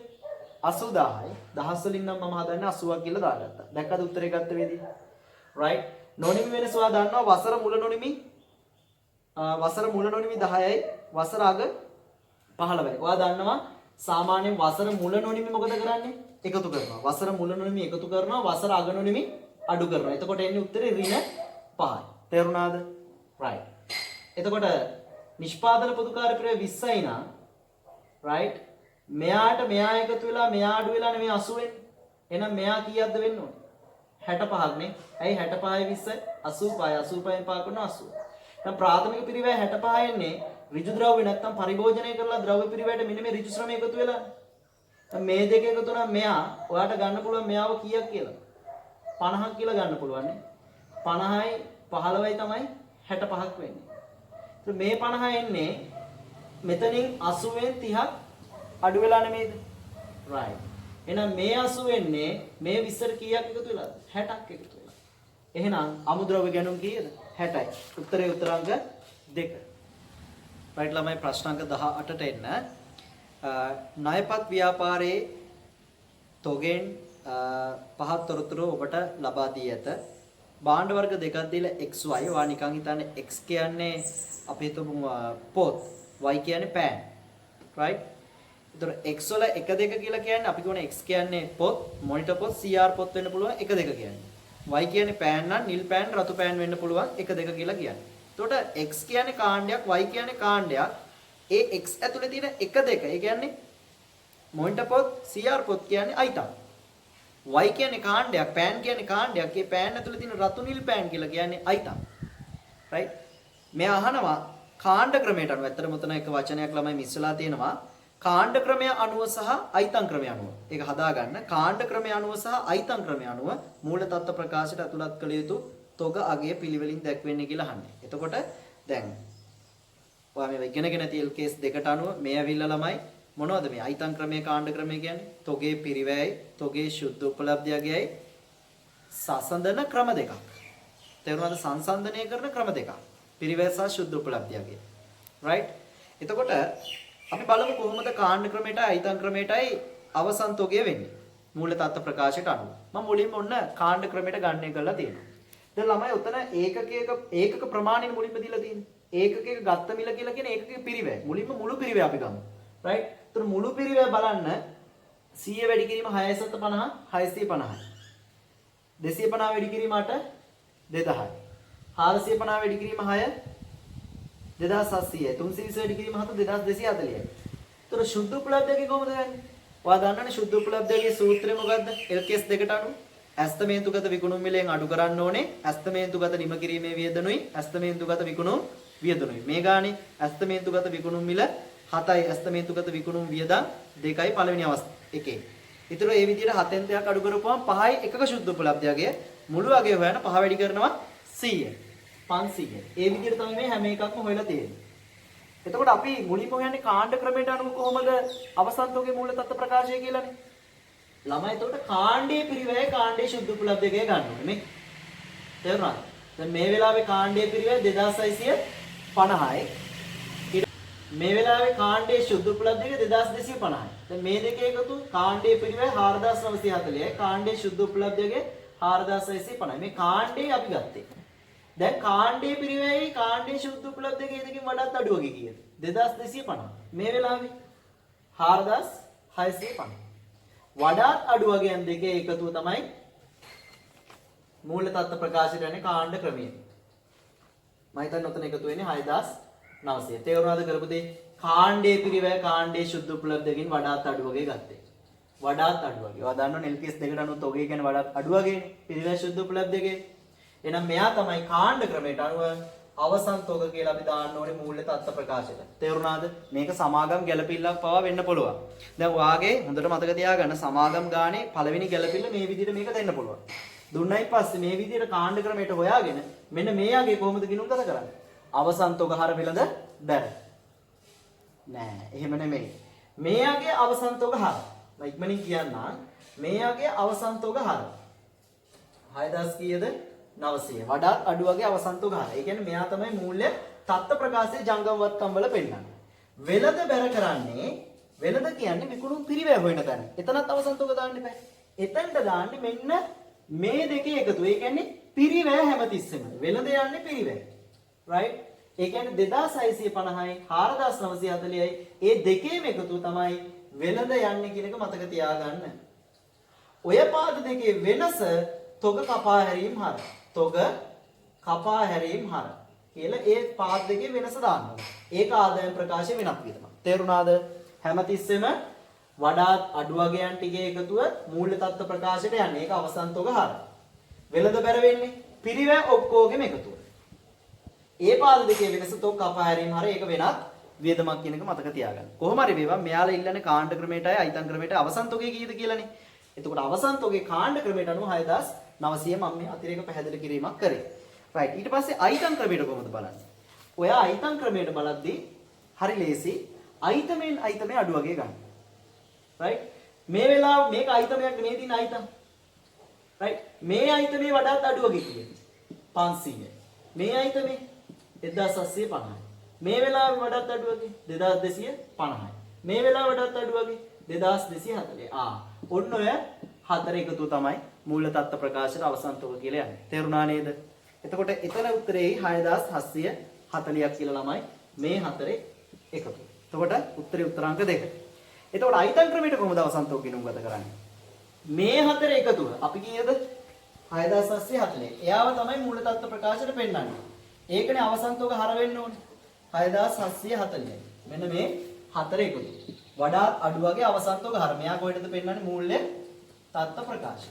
තේරුණාද? හැමතිස්සෙම වෙළඳ බැර කරන්නේ මම කිව්වා කලින් කතාවේ වගේමයි. මෙන්න මේ සෙට් එක තමයි වෙළඳ බැර කරන්නත් ඕනේ. තේරුණා නේද? පැහැදිලි? මේ දෙකේ එකතු. රයිට්? මේ දෙකේ වෙනස આવොත් ඒක තොග කපා හැරීම් හර. ඒක වෙනත් වියදමක්. ඉතින් ගැළපෙilla එන්න පුළුවන් සමාගම් වල ඔය විදිහට. අයිතම් ක්‍රමයට කිව්වොත් දැන් තේරෙනවනේ හිතන විදිහ. කාණ්ඩ ක්‍රමයට කිව්වොත් ඒක අනිත් පැත්ත. තේරුණානේ? දැන් කාණ්ඩ ක්‍රමයට අනුව කීයද අවසන් තොග හර වෙන්නේ 6900යි. අයිතම් ක්‍රමයට අනුව අවසන් තොග හර වෙන්නේ 6740. තේරුණා නේද? රයිට්. ඉතින් මම වැඩිපුරත් එක්ක යම් කිසි පැහැදිලි කිරීමක් කරා. මේකට අනුව උත්තරේ උත්තරාංක 2 මූල තත්ත්ව ප්‍රකාශය අවසන් තොග කියලා අපි පෙන්නන අගය. රයිට්. 18 උත්තරේ දෙන්න. ප්‍රශ්නාංක 19 කියව ගමු. කාලිංග ව්‍යාපාරයේ පහත් තොරතුරු අපට ලබා දී ඇත. අහන්නේ WAC ක්‍රමයේ යටතේ ගණනය කළ පසු තොගේ අගේ කොච්චරද? ඒ කියන්නේ අවසන් තොගේ වෙන්නේ නැති මෙයා ඉල්ලන නැත්තේ. WAC ක්‍රමයට බරතබු සාමාන්‍ය මිල ක්‍රමයට. රයිට්. මෙහෙම මේකට ගබඩා තොග ලෙජර් පත්‍රිකාවක් ගහන්න අවශ්‍ය නැහැ ළමයි. අපි මෙන්න මෙහෙම කෙටියෙන් කරන්න පුළුවන් මේ ගාන. රයිට්. හරි. මුලින්ම ඔයා බලන්න කොච්චරද ගබඩාවේ තිබ්බ එකක? 600යිනේ. ඊට පස්සේ කීයක් ඒකක ගන්නවද? 4000ක් නේ. ඊට පස්සේ 2800යි. ඔක්කොම කීයක් ගන්නවද බලන්න එතකොට? 4000යි 4600යි 2800යි ඔක්කොම 7400ක් අරගෙන. ඊට පස්සේ කීයක් විකුණනවද? 2500ක් විකුණනවා කියන ඊළඟ ගණතුනේ. ඊළඟට 3700ක් විකුණනවා කියලා කියනවා. දැන් කීයක් තියෙන්න ඕනේ? 1200යිනේ. ආයි ගන්නව නේද? ඒ ගන්න එක පොඩ්ඩක් පැත්තකින් තියන්නකෝ. රයිට්? හරි. එතකොට දැන් 416 වෙද්දි 1200ක් ඉතිරි වෙන්නේ. මුල තිබ්බ 600ක් ගත්ත 4000 2800ක් ගත්ත වික්ක 2500ක් ආයෙ විකුණනවා 3700ක්. එතන ඉතිරි වෙන්නේ 1200යි. 4යි 16ට අවසන් තොගේ 1200යි. right? ඊට පස්සේ අපි බලමු කොච්චරක් අපේ ගබඩාවේ තිබ්බද වටිනාකම් වශයෙන් කියලා බාන්න. right? දැන් අපි දන්නවා 4යි 16 වෙද්දී 1200ක් ඉතිරි. right? අපි බලමු කොච්චරක් මෙච්චර කාලේ අරගෙන තියෙන වටිනාකම් ටික තියෙනවද කියලා. 600 ගත්ත කීය ගානද? 600ක් තියෙන කීය ගානද? 8 ගාන. එතන 4800 වටිනාකම. ඊට පස්සේ 4000ක් ගත්තා 7 ගානේ. එතන කීයද? එතන මෙච්චරයි. right? 28000යි. ඊට පස්සේ 2800ක් ගත්ත 50 ගානේ. right? 1,40,000. තිබ්බ සහ ගත්තේ වේ වටිනාකම කීයද? 28000යි 4800. ඒ ඔක්කොම එකතු කරපුවම තියෙනවා 1,70,800. මේ සමස්ත මිලට ගැන සමස්ත මිලට ගැන කවද වෙනකල්ද? 4යි 16 දක්වා තියෙන උච්චරණ ගැන. දැන් 4යි 16 විතර ඉතිරි වෙලා තියෙනවා කීයද? ඒකක 1000 ඒකක වශයෙන් ඒකක වශයෙන් ඒකක 1200ක් ඉතිරි ඔක්කොම මෙච්චර කාලයක් ගත්තේම තියෙන 1,0800ක් වටිනවා. හරි ලේසි 4.16ට මෙන්න මේ ටිකේ වටිනාකම හොයන එක. WAC ක්‍රමයට. කොහොමද? ඔක්කොම ඔයා ගත්තා මෙන්න මෙච්චරක්. ගත්තේ මේ වටිනාකම. එතන ඒකක කීයක් තියෙනවද? 4000යි 2800යි 6800යි 6800යි 600යි 7400ක් ඔය අරගෙන. right? මේ ටික කියන්නේ ඒකක වලින් ගත්ත ටිකනේ. ඒකක වලින් ඔය අරගෙන 7400ක්. ඒ ඒකක වල වටිනාකම 1,7800යි. අවසාන ඉතිරි වෙලා තියෙනවා ඒකක 1200ක්. right? එහෙනම් 1,72,800 බෙදීම 7,400 වැඩි කිරීම 1,200. එහෙනම් ආසන්න වශයෙන් මෙතන වටිනාකම තියෙනවා 28,022ක් වගේ එනවා. ක්ලියර්? right. වැටෙවෙන් පස්සේ. හැබැයි මේ 4.16 වෙනි ගබඩාවේ තියෙන ඒකක 1,200 වටිනාකමනේ. අපෙන් ආන්නේ 4.16 නෙමෙයි 4.20ටනේ. මේකට එකතු කරන 4.20 ගන්න ටික. 4.20 මොකද වෙන්නේ ළමයි? බලන්න. ඒකක 1,500ක් ගන්නවා. ඒකක 1,500ක් ගන්න එකක් කීය ගන්නද? රුපියල් 8 ගන්න. ඒ කියන්නේ රුපියල් 12000යි. දැන් 4.16 වෙද්දී තියෙන ගබඩාවේ වටිනාකම මෙන්න මෙච්චරයි. right? තව 4.20 ගන්නවා මෙන්න මෙච්චරක ඒවා. එහෙනම් දැන් මෙන්න මෙච්චරක් වටින ඒවා ගබඩාවේ තියෙන්නේ නැහැ. 12000ත් එකතු කරොත් මෙන්න මෙච්චරක් ආසන්න වශයෙන් එනවා ළමයි. right? මෙන්න මේ ටික තමයි අවසන් තොගේ පිරිවැය විදිහට අපිට සලකන්න පුළුවන් WAC ක්‍රමයට. පැහැදිලි නේද? right. එහෙනම් මෙන්න මේක තමයි උත්තරේ WAC ක්‍රමයට තොගේ වටිනාකම. ප්‍රශ්න අංක 20ට අපි යන් ශ්‍රී ලංකා ගිණුම් කාණ්ඩ ප්‍රමිතාංක 2 එනම් තොග ප්‍රමිතියට අනුව තොගේ පිරිවැය යන්නට ඇතුළත් වන්නේ අපි දන්නවා ගැණුම් පිරිවැය, පරිවර්තන පිරිවැය, වෙනත් පිරිවැය. වෙනත් පිරිවැය කියන්නේ වර්තමාන තත්ත්වයට වර්තමාන ස්ථානට ගෙනීමට අදාළ පිරිවැය. ඒතර එක ගන්න පුළුවන් මිලට ගැණුම් පිරිවැය, දෙකක් පුළුවන්, තුනක් පුළුවන්, හතරක් පුළුවන් ඉහත සියල්ලම. ඒ නිසා උත්තරේ උත්තරාංක 5. ප්‍රශ්න අංක 21 එරංගගේ ව්‍යාපාරයේ 17/3/31 දිනෙන් අවසන් වර්ෂය සඳහා මිලදීගත් තොගයට අදාළ තොරතුරු පහත පරිදි වේ. තොගය. right අහන්නේ තොගේ වටිනාකම කීයද 17/3/31ට. ඉතින් ගැණුම් මිල 800යි. right අපි දන්නවා කොටස් තුනක එකතුවක් මොනවද? ගැණුම් පිරිවැය, පරිවර්තන පිරිවැය, වෙනස් පිරිවැය. වෙනත් පිරිවැය. ඒතර ගැණුම් පිරිවැය 800යි, තීරුබදු 20යි, 820යි. වැට් එක අපි ගන්නෙ නෑ මොකද ඒකට හේතුව වැට් වල ලියාපදිංචි ගෙනීමේ කුලී 10යි. right ඒතර ඔක්කොම 830යි. දඩ ගාස්තු අපි ගන්නෙ නැහැ. ඒක අනිවාර්යෙන් දරන්න ඕන දෙයක් නෙමෙයි. මෙයාලගේ වෙච්ච වරදක් නිසා ඇති වෙච්ච පිරිවැයක්. ඒක ආදායම් ප්‍රකාශයේ වියදමක් මිසක් ඒක තොගේ පිරිවැයට එකතු කරන්න බෑ. හොඳට මතක තියාගන්න. ඊට පස්සේ තොග එහා මෙහා කිරීමේ වියදම්. right තොග එහා මෙහා කිරීමේ වියදම් අපිට ගන්න පුළුවන්ද? පුළුවන් 860යි. ඊට පස්සේ සහන ආධාර මේකෙන් අඩු වෙන්න ඕනේ 840යි. වෙළඳ වට්ටම් මේකෙන් අඩු වෙන්න ඕනේ 830යි. එහෙනම් අපිට උත්තරේ ගන්න පුළුවන්. උත්තරේ උත්තරාංක 3. මම මේක හැදුවේ තනිකර ගැණුම් පිරිවැය, පරිවර්තන පිරිවැය සහ වෙනත් පිරිවැය පදනම් කරගෙන. මෙතන තනිකර ගැණුම් පිරිවැය ගැන සාකච්ඡා කරන්න. ඔයා බලන්න ගිහලා ඔයාගේ ටියුට් වල ගැණුම් පිරිවැය LKS දෙකේ හැදෙන්නේ තනිකර ගැණුම් මිල, වෙළඳ වට්ටම් අඩු වෙනවා, සහන ආධාර අඩු වෙනවා. වැට් වල ලියාපදිංචි වෙලා නැත්නම් විතරක් වැට් එක එකතු වෙනවා. මේ වෙලාවේ වැට් එක ලියාපදිංචි ඒ නිසා එකතු කරන්නේ නැහැ. තීරු බදු ආයත බදු ඔක්කොම එකතු කරනවා. ඊට පස්සේ ගෙනීමේ කුලී ඔක්කොම එකතු කරනවා. ඒ ඔස්සේ තමයි අපි මේ පිළිතුර ගොඩනගා ගන්න ඕනේ. ඒ නිසා 8,30,000යි උත්තරේ උත්තරාංක 3. ප්‍රශ්නාංක 22 සමාගමක් 2017 1 දින මාසික කුලිය 20000ක් වන ගොඩනැගිල්ලක් වර්ෂය සඳහා කුලී පදනම මත ලබාගත් අතර හරි 17 1 තමයි කුලී පදනමට අරගෙන තියෙන්නේ. එදින වාර්ෂික කුලිය සම්පූර්ණයෙන්ම ගෙවුවා. ඒතර මෙදා ළමයි කුලියට අරගෙන බිල්ඩින් එකක් මාසික කුලිය 20000යිලු. මෙදා ඉඳන් වර්ෂයකට හරියන කුලිය ගෙවලා. ඒ කියන්නේ මෙදා සිට මාස 12. ඒ කියන්නේ ළමයි 2018 1 වෙනිදා. 2017 1 ඉඳන් මාස 12 කියන්නේ අවුරුද්දක්නේ. එතකොට 2017 12 31 ඉවරෙන්නේ නැත්නම් 18 1 1නේ. right. ඊට පස්සේ කියනවා මෙන්න මෙදා ගිවිසුම අලුත් කළා. 2018 එක දින ගිවිසුම අලුත් කළා අතර මාසික කුලී 25000ලු. එදා ඉඳන් මාස 6කට කුලී ගෙවලා. මෙදා ඉඳන් මාස 6කට කියන්නේ 2018 6:31කින් අවසන් වෙන මාස 6 දක්වා. බලන්නකො මෙතන ඉඳන් මෙතනට මාස 6ක් නැද්ද කියලා. තේරුණා නේද? right. ඔයාගෙන් අහන්නේ මොකක්ද ඊට පස්සේ? 18 3:31 දිනෙන් අවසන් වර්ෂය සඳහා ගොඩනැගිලි කුලී වියදම. ඒ කියන්නේ මෙයාලගේ ගිණුම් වර්ෂය මොකද්ද? 18 3:31කින් අවසන් වන ඒ කියන්නේ අනිවාර්යෙන් පටන් ගන්නේ 17 4යි 1නේ. මෙන්න මේ වර්ෂේ. හොඳට තේරුම් ගන්න. right? මෙන්න මේ වර්ෂයේ කුලී වියදම කොච්චරද කියලා අහන්න. හරි ලේසියින් ළමයි. උපචිත සංකල්පයම ඔලුවට දාගන්න. උපචිත සංකල්පය කියන්නේ අදාළ පරිභෝජනය කළ කාල සීමාවට අදාළ ප්‍රමාණ අපි ගන්න ඕනේ. පරිභෝජනය කළ කාල සීමාව කියන්නේ මෙන්න මේ කාල සීමාවනේ. මෙන්න මේ කාල සීමාවට අදාළ වටිනාකම තමයි අපේ වියදම වෙන්නේ. එතකොට ඔයාලට මතකයි මෙන්න මෙදා ගිවිසුම් පටන් ගත්තේ. මෙදා මතකද කිව්වා මෙදා වෙනකල් මාසික කුලී 20යි කිව්වා නේද ගානේ? right? හරි. අපිට මේ පරාසෙ වැඩක් නැහැනේ. අපිට ඕනේ මේ පරාසෙ. එතනින්. එතන මේ පරාසෙට මාස කීයද 20 ගානේ බලන්න. 4යි 1 ඉඳන් 2018 1යි වෙනකම්. 4 5 6 7 8 9 10 11 12 මාස 9. එහෙනම් 20 ගාන 9ක් 180යි කුලී වියදම මෙන්න මේ කාල පරාසෙට. තේරුණාද?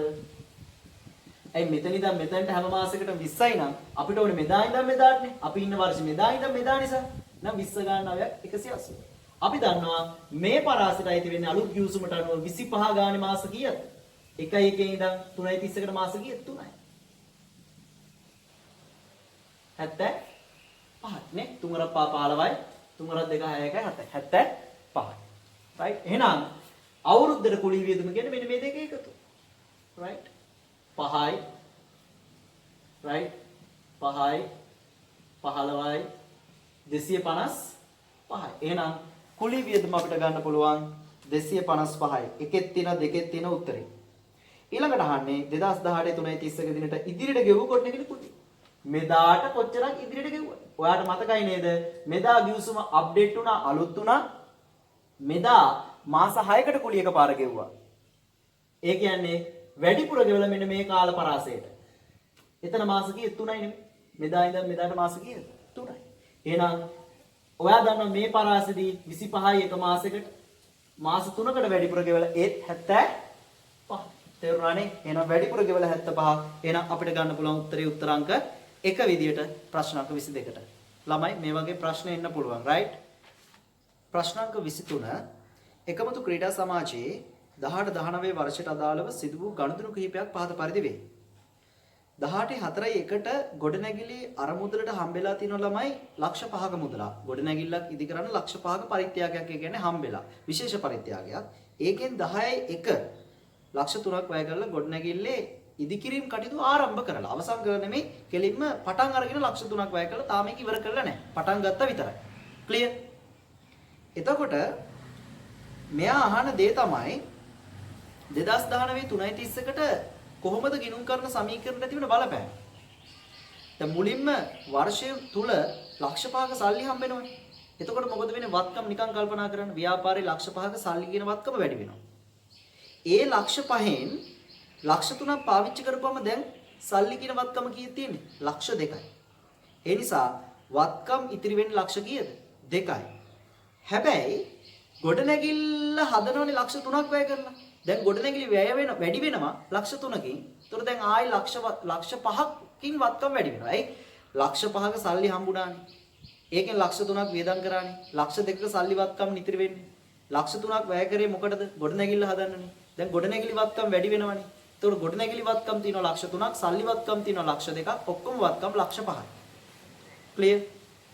ඊට පස්සේ ඔයා අහලා ඇති ළමයි ඉගෙනගෙන ඇති ලාභ අරමුණු කරනගත් ව්‍යාපාර පාඩමේදී ඔය බිල්ඩින් එකක් වගේ දෙයක් හදන්න පරිත්‍යාගයක් හම්බුනහම ඒකෙන් වැය කරපු මුදලට සමානගයක් අපි සමුච්චිත අරමුදලට ගෙනියන්න ඕනේ. ඒත් ලක්ෂ 3කින් සමුච්චිත අරමුදල වැඩි වෙනවා. පැහැදිලි? ඒ වැය කරේ ලක්ෂ 3යි. දැන් අරමුදල ඉතිරි වෙන්නේ ලක්ෂ 2යි. ඒ ලක්ෂ 5න් ලක්ෂ 3ක් අපි භාවිතා කරපු නිසා දැන් අරමුදලෙන් ඉතිරි වෙන්නේ ලක්ෂ 2යි. එතකොට අපිට උත්තරේ ගන්න පුළුවන් උත්තරේ කීය විදිහටද? ගොඩනැගිලි අරමුදල ලක්ෂ 2යි. සමුච්චිත අරමුදල ලක්ෂ 3ක් ගියා ලක්ෂ 5යි. වත්කම් එහෙනම් උත්තරේ උත්තරාංක 1 23ට උත්තරේ එක විදිහට අපිට ගන්න පුළුවන්. 1 සහ 2 ගණතුණු වාර්තා කිරීමේ දිත්ත සටහනට ගිල්ලනවා. 1 මුදල් නැත්නම් ලැබීම් හා ගෙවීම් ගිණුම හර ඔයා දන්නවා ලාභ අරමුණු කරනගත් ව්‍යාපාරයේ සල්ලි ලැබීම් දාන්නේ ලැබීම් හා ගෙවීම් ගිණුමට ඒක හර බැර කරන්නේ ගොඩනැගිලි ඉදිකිරීමේ පරිත්‍යාග අර මුදල් ගිණුමට නැත්නම් ගොඩනැගිලි ඉදිකිරීමේ අර මුදල් ගිණුම නැත්නම් ගොඩනැගිලි ඉදිකිරීමේ පරිත්‍යාග අර මුදල් ගිණුම බැර ලක්ෂ 5යි. ඒක තමයි එකට අදාළ දේ. ඒකෙන් සල්ලි ප්‍රමාණයක් භාවිතා කරපුවාම ඒක ගොඩනැගිලි හර ලැබීම් හා ගෙවීම් ගිණුම් බෑ. පැහැදිලි? දෙවෙනි ගණතුණු ගිණුම් ගත කරන්නේ කොහොමද? ගොඩනැගිලි ගිණුම හර කරන්න ඕනේ ලක්ෂ 3ක්. ඒ ගොඩනැගිලි ඉදි කරන්නේ ඒක සල්ලි වලින් ඉදි කරන්නේ. ඒ නිසා ලැබීම් හා ගෙවීම් ගිණුම් බැර කරන්න ඕනේ ලක්ෂ 3ක්. ඒ නිසා ගොඩනැගිලි හර ලැබීම් හා ගෙවීම් ගිණුම් බැර. පැහැදිලිද? right. ඕනනම් දෙවෙනි ගණතුණුට තව 30ක් අපිට ලියන්න පුළුවන්. මොකද අර භාවිතා කරපු වගේට සමානකයක් අපි අරමුදල් ගිණුමෙන් දැන් කපන්න ඕනේ. ඒ නිසා ගොඩනැගිලි ඉදිකිරීමේ පරිත්‍යාග අරමුදල් ගිණුම හර ලක්ෂ 3යි. අපි ඒක සමුච්චිත අරමුදලට ගෙනියන්න ඕනේ කියලා මම කිව්ව සමීකරණයේදී සමුච්චිත අරමුදල බැර ලක්ෂ 3යි. right. ඒ 30ටනත් අපිට අතිරේක 30ටනක් විදිහට දාන්න පුළුවන්. නමුත් මූලික 30ටන තමයි ලක්ෂ 3කින් ගොඩනැගිලි වැඩි වෙන්න ඕනේ. ගොඩනැගිලි හර ලක්ෂ 3යි. ලැබීම් හා ගෙවීම් ගිණුම් බැර ලක්ෂ 3යි. පැහැදිලිද? එහෙනම් ඒ ප්‍රශ්නටත් පිළිතුර හරි. ප්‍රශ්නාංක 25 ඇතුළත් වීමේ ගාස්තු ගිණුම ළමයි ඇත්තටම ආදායම් ගිණුමක් විදිහට අපිට ගන්න පුළුවන්. යාවජීව සමාජික මුදල් ගිණුම ඇත්තටම කිව්වොත් ඒකේ අන්තිම ශේෂය අපි පෙන්වන්නේ කොහෙද? සමුච්චිතර මුදලට පහලින් පෙන්වන්න කියලා නේද ඔයාලගේ ගුරුවරු ගන්නලා තියෙන්නේ. ඒ නිසා අපිට පුළුවන් එයා සමුච්චිතර මුදලට පහලින් පෙන්වන්නේ. සමුච්චිතර මුදල කියන්නේ මොකද්ද? හිමිකමක්නේ. එහෙනම් අපිට මෙයාවත් හිමිකමක් විදිහට අපිට පෙන්වන්න පුළුවන්. සාමාන්‍ය සමාජික මේ යාවජීව සමාජික මුදල් ගිණුම අපිට හිමිකම් ගිණුමක් කියලා අපිට කියන්න පුළුවන් ගොඩක් දුරට. right? සමහරව ආදායම් ගිණුමක් කියලා කියන ළමයි මේක විවාදාත්මකයි. right? ගොඩනැගිලි අර මුදල් ගිණුමත් අපිට හිමිකම් ගිණුමක් කියලා අපිට ගන්න පුළුවන්. සමහරව ආදායම් ගිණුම් කියලා කියනවා. සමුච්චිත අර මුදල් ගිණුම කොහොමත් අපිට හිමිකම් ගිණුමක් විදිහට තමයි ගන්න පුළුවන් වෙන්නේ. right? මොකද ඒක අපි හිමිකම කියලානේ කියන්නේ සමුච්චිත අර මුදල. ප්‍රශ්නාංක 26 27 කරමු. කුමුදු නිෂ්පාදන සමාගමේ 2019 3.31 දිනෙන් අවසන් වර්ෂයට අදාළ තොරතුරු ඔබට සපයා ඇත. අමුද්‍රව්‍ය ගැනුම්, ගෙනීමේ කුලිය, ඍජු ශ්‍රමය, නිෂ්පාදන පොදුකාර පිරිවෙවට දීලා අමුද්‍රව්‍ය තොගේ වැඩිවීම, නොනිමි තොගේ අඩුවීම, නිමි තොගේ වැඩිවීම මේ මොනවද? මුල අමුද්‍රව්‍යයි අග අමුද්‍රව්‍යයි අතර වෙනස වර්ෂය. වර්ෂයේ මුල නොනිමි, වර්ෂයේ අග නොනිමි අතර වෙනස. වර්ෂයේ මුල නිමි, වර්ෂයේ අග නිමි අතර වෙනස තමයි දීලා තියෙන්නේ. right? ගානේ වෙන වෙන මුල අග විදියට දීලා නැහැ. එහෙම දුන්නාම ගොඩක් ලේසි ළමයි ගාන හදන්නේ.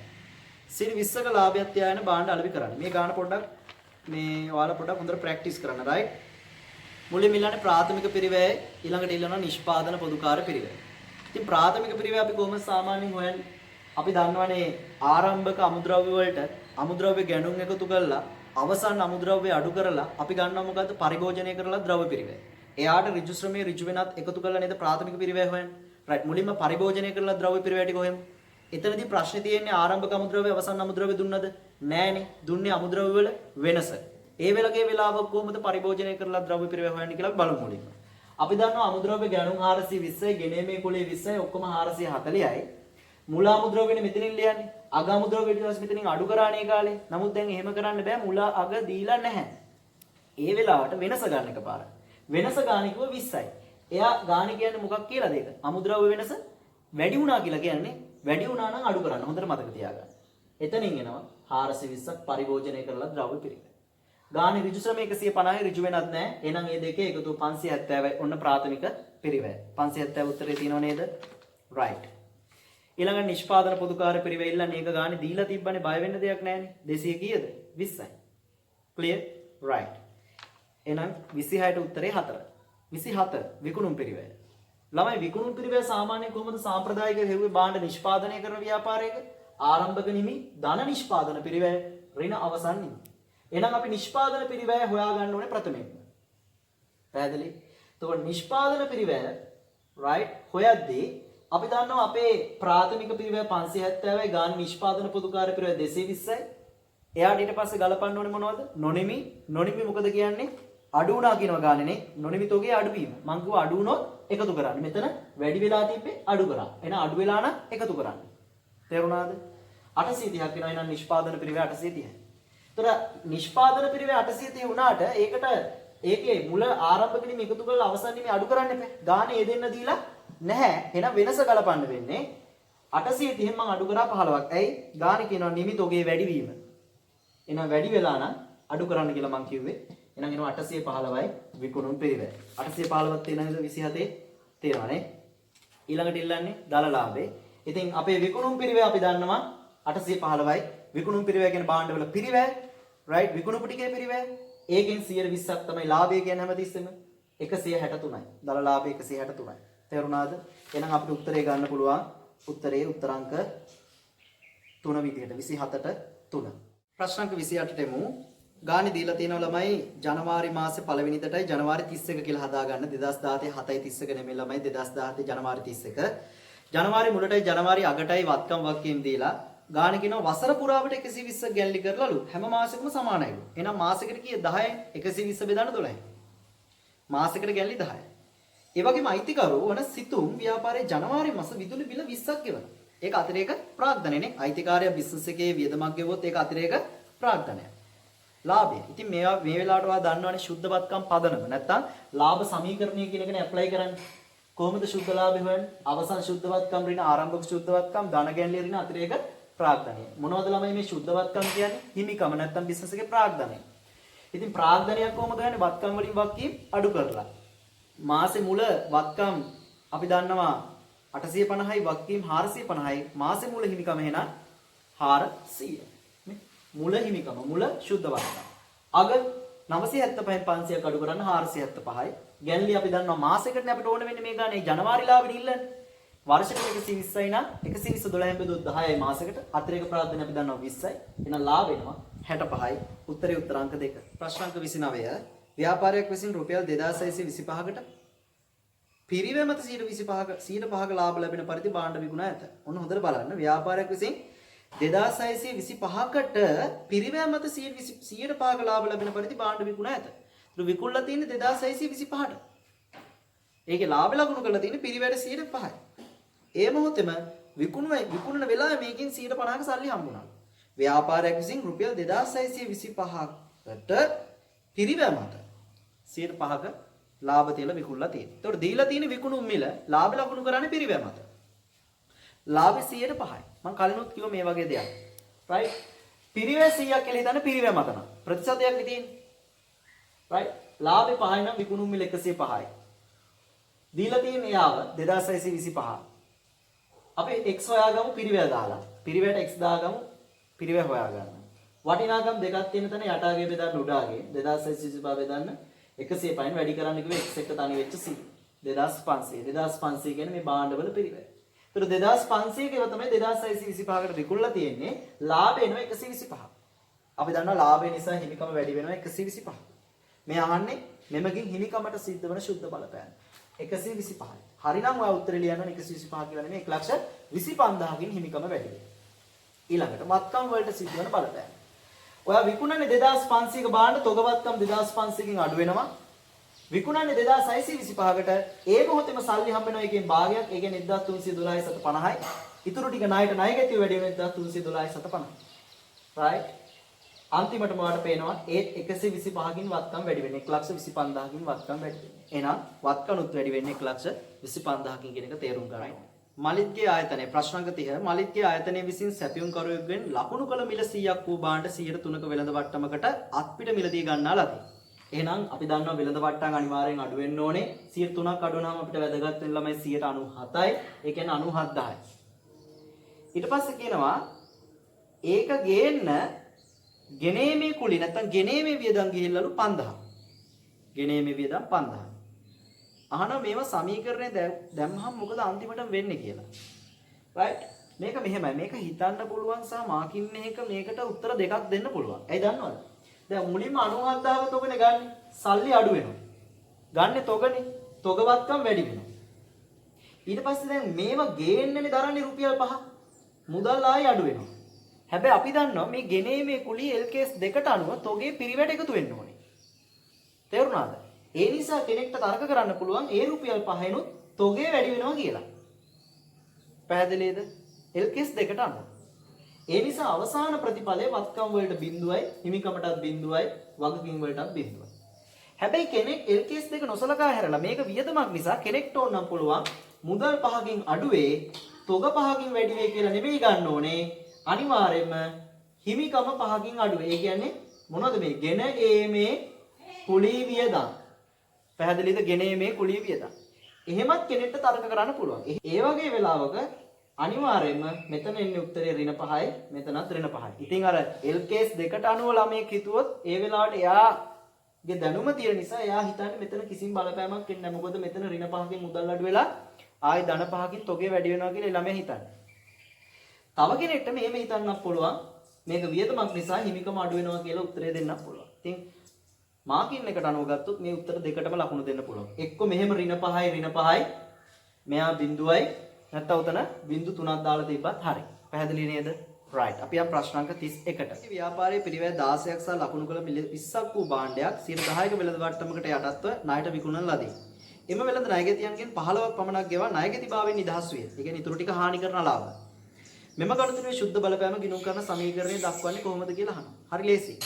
16ක පිරිවැය වූ භාණ්ඩ ලකුණු කළ මිල 20කට විකුණන්නේ. වෙළඳ වට්ටම 110යිනේ. එහෙනම් අපිට ඕන වෙන්නේ 100ට 90යිනේ. ඒ කියන්නේ රුපියල් 18යි. එහෙනම් 16ක 18ට වික්කම ලාභ රුපියල් 2යි. මේ ලාභය නිසා ඔයාගේ හිමිකම වැඩි වෙන්න ඕන රුපියල් 2කින්. එහෙනම් ඔයාගේ හිමිකම රුපියල් 2කින් වැඩි වෙනවා. ඊට පස්සේ මේ 18 භාණ්ඩේ වික්කේ ඒකෙන් රුපියල් 15යි සල්ලි හම්බෙන්නේ. එහෙනම් මුදල් වැඩි වෙනවා කීයකින්ද? 15කින්. ණයගැතිය ඔක්කොම 18කින් අඩු වෙනවා. 18න් 15 වෙනවට ස්ථිර වශයෙන් හම්බෙන්නේ. ඉතුරු තුන හානි කරන ලාභ වියදම්. දැන් කොහොමද මේක සමීකරණය පෙන්වන්නේ? අපි දන්නවා සමීකරණය වල වත්කම් සමානයි හිමිකම ධන වක්කේ. right? හිමිකම එක්තරා අවස්ථාවක රුපියල් 2කින් වැඩි වෙන්නේ නැත්නම් මෙන්න මේ ලාභය නිසා. ඒ වගේම විකුණන්නේ පිරිවැය රුපියල් 16ක භාණ්ඩ ඒක විකුණන්නේ ණයට රුපියල් 18ට. තොග අඩු වෙනවා 16කින් තොග වත්කම් 18කින් ණයගැති වත්කම් වැඩි වෙනවා. 16ක භාණ්ඩ 18ට විකුණලා රුපියල් 2ක ලාභයක් එනවා.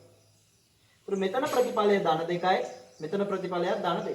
ඊට පස්සේ මෙන්න මේ 18න් රුපියල් 15ක මුදල් හම්බුනහම 15කින් ව්‍යාපාරේ සල්ලි වැඩි වෙනවා. right? ණයගැතිය 18කින් අඩු වෙනවා.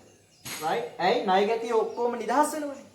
වට්ටම අපි දන්න රුපියල් 3යි. ඒක දුන් වට්ටමක්. වට්ටමක් නෙමෙයි හානි කරන ලාභ බොල් ණයක් වියදමක්. ඒක රුපියල් 3යි. ඒ සල්ලි හම්බෙන්නේ නැහැ. එහෙනම් මෙතන උත්තරේ කීයද? ඍණ 18යි ධන 15යි ඍණ 3යි ධන 2යි ඍණ 1යි මෙතනත් ඍණ 1යි. එහෙනම් ඔයාගේ සමීකරණය මෙන්න මෙහෙම පෙන්නලා තියෙනවා. මෙයා බිඳුව. වත්කම් ඍණ 1යි හිමිකම ඍණ 1යි වගකීම් බිඳුවයි. ඍණ 1යි කියන්නේ අතරම 1000යි. පැහැදිලි නේද? right. ප්‍රශ්නාංක 32 ගිණුම් කරන සමීකරණය තුලින් පිළිබිඹු කරන්නේ. උත්තරේ උත්තරාංක 3 ව්‍යාපාරික වත්කම් හා ඒවා සඳහා අරමුදල් ලබාගත් ආකාරය. ළමයි ව්‍යාපාරික වත්කම් ජනිත කරගන්නේ එක්ක අයිතිකරු යොදන ප්‍රාග්ධනයෙන් එහෙම නැත්නම් බාහිර ණය තුලින් එනම් වගකීම් තුලින්. ඒ නිසා අර සමීකරණයේ තියෙනනේ වත්කම් සමානයි හිමිකම ධන වගකීම් කියලා. හිමිකම කියලා කියන්නේ අයිතිකරුවන්ගෙන් ගත්ත සල්ලි ටික. ඊට පස්සේ වගකීම් කියන්නේ බාහිර සමාජයෙන්. ඒ කියන්නේ බැංකු වලින් ගත්ත ණය ටික. ඔය දෙකෙන්ම තමයි බිස්නස් එකේ සල්ලි ටික හොයාගන්නේ වත්කම් ටික හොයාගන්නේ. right. ඒ නිසා උත්තරේ උත්තරාංක 3. 33 ඔයාලට තොරතුරු ටිකක් දීලා ළමයි ලාභය වගේ ඉල්ලන්නේ. ඉතින් වර්ෂයේ මුල වර්ෂයේ අග වාට තොරතුරු දීලා right ලාභ සමීකරණය තමයි මෙතනත් අපිට ඇප්ලයි කරන්න වෙන්නේ. right මුලින්ම වාට ඕනේ අවසන් ප්‍රාග්ධනය. ඉතින් අවසන් ප්‍රාග්ධනය හොයන්නේ අවසන් වත්කම් වලින් අවසන් වගකීම් අඩු කරන්න. අවසන් ජංගම වත්කම් ජංගම නොවන වත්කම් තියෙනවා 400කුයි 60කුයි. ඒ දෙක එකතු 460යි. වගකීම් තියෙනවා ජංගම වගකීම් ජංගම නොවන වගකීම් කියලා. හැබැයි ජංගම නොවන වගකීම් නෑ ජංගම වගකීම් පමණක් 30යි. එහෙනම් වත්කම් 460යි වගකීම් 30යි. එහෙනම් ප්‍රාග්ධනය 430යි වසර අගට. වසර මුලටත් ඒ වගේම ළමයි ඔයා ගණනය කරන්න. වසර මුලට වත්කම් 290යි. ඔයා ගිහිල්ලා බලන්න ජංගම වත්කම් 50යි ජංගම නොවන වත්කම් 240යි. එහෙනම් මුළු වත්කම් 290යි. වගකීම් ගත්තොත් ජංගම වගකීම් 40යි ජංගම නොවන වගකීම් 100යි. ඒ කියන්නේ 140යි. එහෙනම් එතන හිමිකම 150යි. එහෙනම් අග හිමිකමෙන් මුල හිමිකමනේ අපි අඩු කරන්නේ ලාභ සමීකරණේ. එතනින් එනවා කීයද 280ක්. අපි ගැණිලි එකතු කරන්න ඕනේ. ගැණිලි තියෙනවා ගානේ රුපියල් 60 ගාගයක් ඒක එකතු කරා. ඊට පස්සේ අතිරේක ප්‍රාර්ථනීය 100ක් තියෙනවා. එයා අඩු කරා ලාභ එනවා 240යි. ඒ කියන්නේ 2,40,000. සුපුන් ව්‍යාපාරයේ අයිතිකරු විසින් රැගෙන යන ලද රුපියල් ලක්ෂ 2ක පිරිවැයක් වූ භාණ්ඩ නිසා ලාභ සමීකරණය මගින් ගණනය කරන ලද ලාභයට සිදුවන බලපෑම. ප්‍රශ්න අංක 34.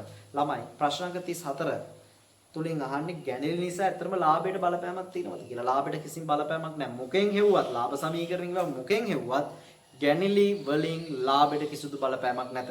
මොකද ගැණිලි කියන්නේ වියදමක් නෙමෙයි හිමිකමේ අඩුවීමක්. පැහැදිලිද? ඒ නිසා 34ට උත්තරේ උත්තරාංක 5 ලාභයට බලපෑමක් නැහැ. මූල ප්‍රකාශන කටලේ මූලිකාංග 35 මොනවද? වත්කම් වක්කී හිමිකම් ආදායම් වියදම්. හොඳට මතක තියාගන්න ඒවා ඇවිල්ලා මූලිකාංග. සංරචක කියන්නේ ලාභ වලාභ වෙනත් විස්තීර්ණ ආදායම් ප්‍රකාශය, මූල තත්ත්ව ප්‍රකාශය, මුදල් ප්‍රවාහ ප්‍රකාශය, හිමිකම් වෙනස් වීමේ ප්‍රකාශය සහ සටහන ප්‍රතිපත්ති. 36 මූල ප්‍රකාශන ඉදිරිපත් කිරීම සම්බන්ධයෙන් ඍජුවම වගකීමට බැඳෙන්නේ කවුද කියලා අහනවා. කවුද? අධ්‍යක්ෂකවරු නැත්නම් කළමනාකරුවෝ. උත්තරේ උත්තරාංක 5. 37 ව්‍යාපාරයක් විසින් රුපියල් 60000ක බැංකු වෛරාවක් අනුමත කරගෙන නැත. එහි බලපෑමක් නෑ ළමයි.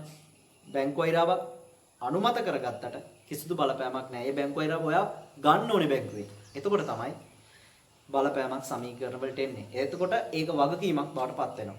පැහැදිලි? නමුත් රුපියල් 60000ක බැංකු වෛරාව අනුමත කරගත්ත පළියට ගිණුම් කඩ සමීකරණයට බලපෑමක් නැහැ. ඔයා ඒක ගන්න ඕනේ. ගත්තොත් ඒක වගකීමක් බවට පත් වෙනවා කියන එක මතක තියාගන්න. රනිල් විසින් 10%ක වෙළඳ වට්ටමකට යටත්ව රුපියල් 225ක බඩු තොගයක් ණයට මිලදී ගත් අතර. ඒ කියන්නේ ගැනුම් ඉන්වොයිසිය. එයින් කොටසකට හානි වී තිබූ අතර. මෙහෙමයි. හානි වුණාම ගොඩක් දෙනෙක් දන්න දේ තමයි ඒක ජර්නල් වවුචරයට එන්නේ. ඒකට හේතුව පොදු ජර්නල් එක ලියන්නේ. එතකොට ජර්නල් වවුචරය කියලා ගොඩක් කට්ටිය හිතන්නේ. ඔව් ඒක ඇත්ත. නමුත් මෙතන උත්තරයක් නැහැ. ඒ නිසා ළමයි අපිට යන්න වෙන හොඳම උත්තරේ තමයි මේ ගත්තේවෙන් යම් ප්‍රමාණයක් හානි වෙලා නම් අපි හිතුව මේක මෙයා රිටර්න් කරන්න ඇති කියලා. රිටර්න් කරපුවම හරපත. ඊට පස්සේ ටිහිකට ඒ වෙලෙම යම් ප්‍රමාණයකට පියවන්නලා දී කියනෝනේ. සල්ලි වලින් ගෙවලා. ගෙවින් වවුචරේ. ඊටු ටික චෙක් එකකින් ගෙවලාලු. චෙක් පිළිපත. ඉතින් මෙතන මේ ප්‍රශ්නෙට අනුව හොඳම උත්තරේ 38ට 5. මොකද අතන මම හරපත ආපසු යවුම් කියන සිද්ධියත් එක්ක හරපත ගත්තේව යම් ප්‍රමාණයක් හානි වෙලා කියලානේ කියන්නේ. එතකොට අපි කරන්නේ රිටර්න් කරන එකනේ. එතකොටයි මම ඒක එහෙම හිතලා තමයි හරපත කියලා ගත්තේ. ඒ නිසා මේකේ හොඳම උත්තරේ උත්තරාංග 5. 39 නලින් විසින් තොගයක් මිලට ගත් අතර එය ගැනුම් ගිණුමේ 270ක් ලෙස දාලු. මේක ගණිතي 10%ක වෙළඳ වට්ටම් හම්බෙලා වට්ටම 100 මේ වැට් එක 112යි. වැට් වලට රෙජිස්ටර්ත් වෙලා. අහන්නේ වැට් එකයි මිලදී ගන්න පෙර කීයක්ද මේකේ සටහන් වෙච්ච මිල. වැට් එක හොයන්න හැමතිස්සෙම ළමයි ඒ ගැනුම් ගිණුමේ තියෙන අගයට. ගැනුම් ගිණුමේ තියෙන 270යි.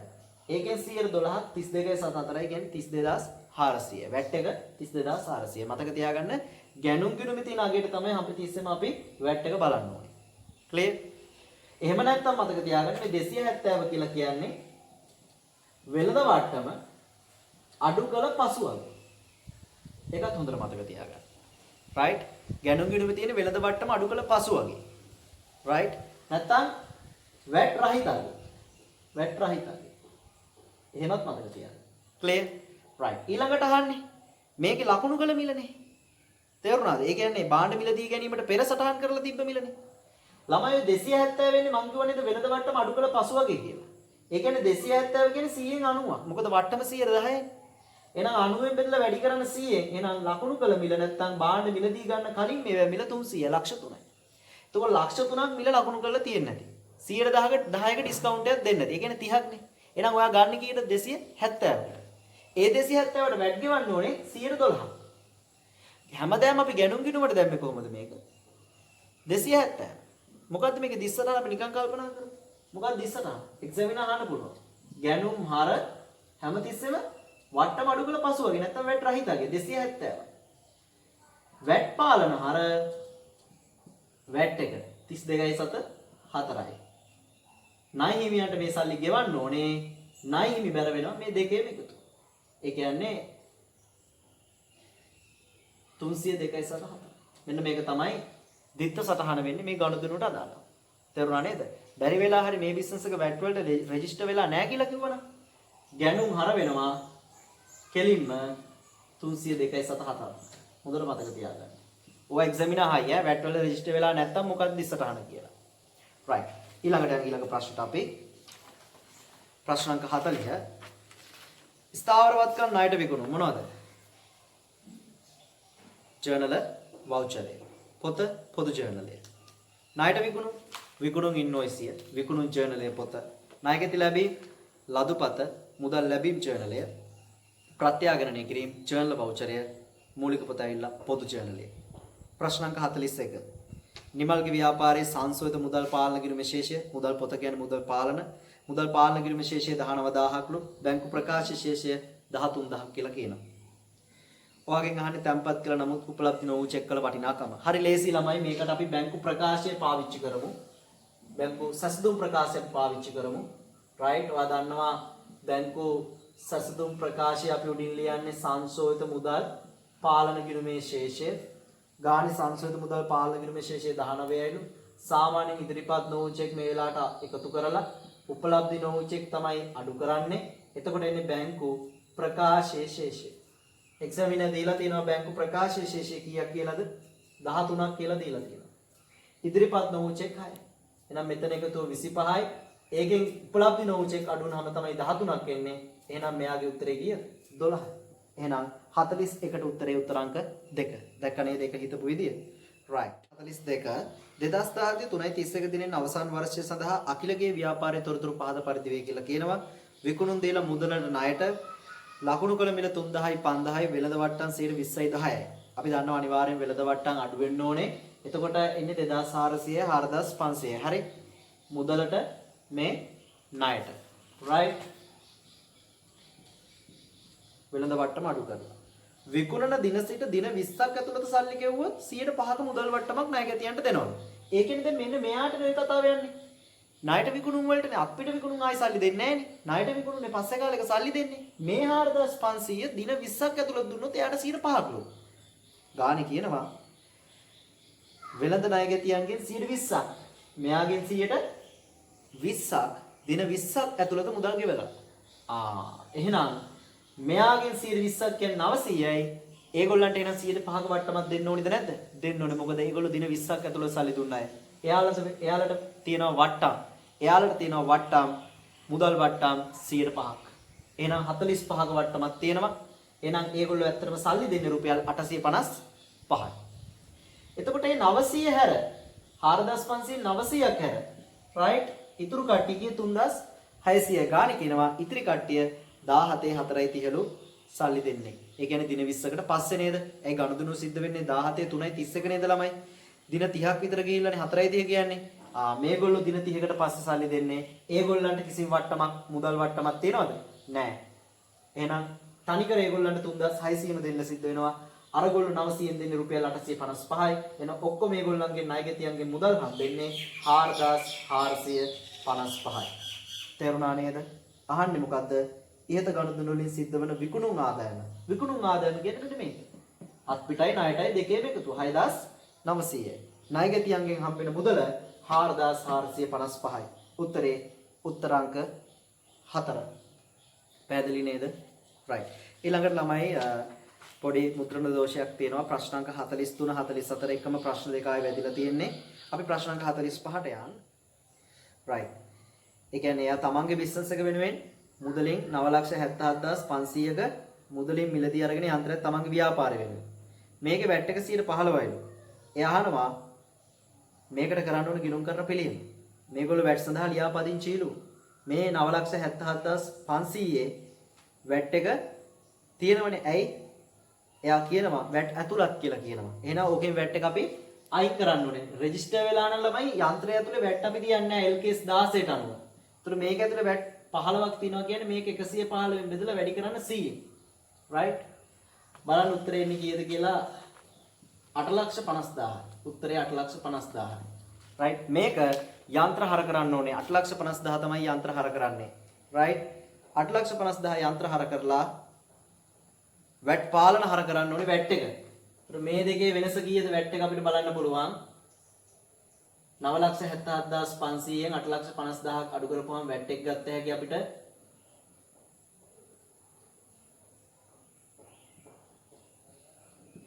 1,27,500යි. ඒක වැට් පාලන හර කරන්න ඕනේ. මේ ප්‍රශ්නට අනුව උත්තරේ උත්තරාංක 1. මොකද යන්ත්‍ර හර 8,50,000යි වැට් පාලන හර 1,27,500යි. සල්ලි දීලා නම් ගත්තේ මුදල් බැර වෙන්න ඕනේ 9,77,500. 500ක්. මේ ගානට අනුවහන වැට් ගිණුම ගැන එහෙනම් උත්තර අංක 1 127500යි වැට් පාලන ගිණුමට හර කරන්න ඕනේ. ප්‍රශ්න අංක 46 මුදල් පොතේ හා බැංකු ප්‍රකාශයේ සිදුවන ගණනය කිරීම වල දෝෂ නිසා බැංකු සසුතුම් ප්‍රකාශයක් පිළියෙල කිරීමට සිදුවේ. right බැංකුවෙන් සිදුවේ හැකි වැරද්දක් ලෙස සටහන් කළ හැකි. බැංකුවෙන් සිදුවන වැරදි මොනවද? ළමයි බැංකුවේ සිදුවන වැරදි අගරු චෙක්පත්. ඕක මගහැරීමක්නේ. right ඕක අපි අතින් වෙන මගහැරීමක්. ව්‍යාපාරයේ මුදල් පාලන ගිණුමෙන් සිද්ධ වෙන නැත්නම් බැංකු ගිණුමෙන් සිද්ධ වෙන මගහැරීමක්. ඕක වරදක් නෙමෙයි. බැංකුව විසින් වෙනත් ජංගම ගිණුමකට අදාළ ගනුදෙනු ව්‍යාපාරයේ ජංගම ගිණුමේ සටහන් කිරීම ආයක බැංකුව විසින් සිද්ධ වන වරදක්. C ව්‍යාපාරයේ බැංකු ගිණුමට ව්‍යාපාරයේ මුදල් පාලන ගිණුමේදී සටහන් කිරීමේදී සිදුවන වැරදි. ඒක එන්නේ නැහැ. බැංකු ප්‍රකාශය එකතු කිරීමේදී සිදුවන වැරදි බැංකුවේ වරදක්. ඇයි බැංකුවනේ ළමයි බැංකු ප්‍රකාශය හදන්නේ? නිකුත් කළ නමුත් ගෙවීමට ඉදිරිපත් නොකළ චෙක් ඒවා බැංකුවේ වැරදි නෙමෙයි. ඒවා කාල වෙනස්කම්.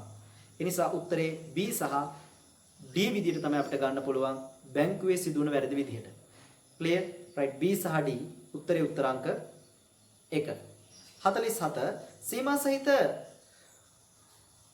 විභංශ සමාගම සුළු මුදල් අග්‍රිම ක්‍රමයක් පවත්වාගෙන යයි.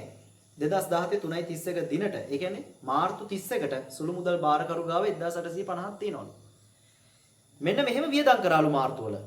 දැන් මාර්තු වල වියදම් ටික කරයින් පස්සේ නෙමෙයිද කියන්නකෝ ඉතිරි වෙන්නේ 1850. එහෙනම් ඊට වඩා වැඩි යගයක් තමයි තියෙන්නේ නැත්තේ.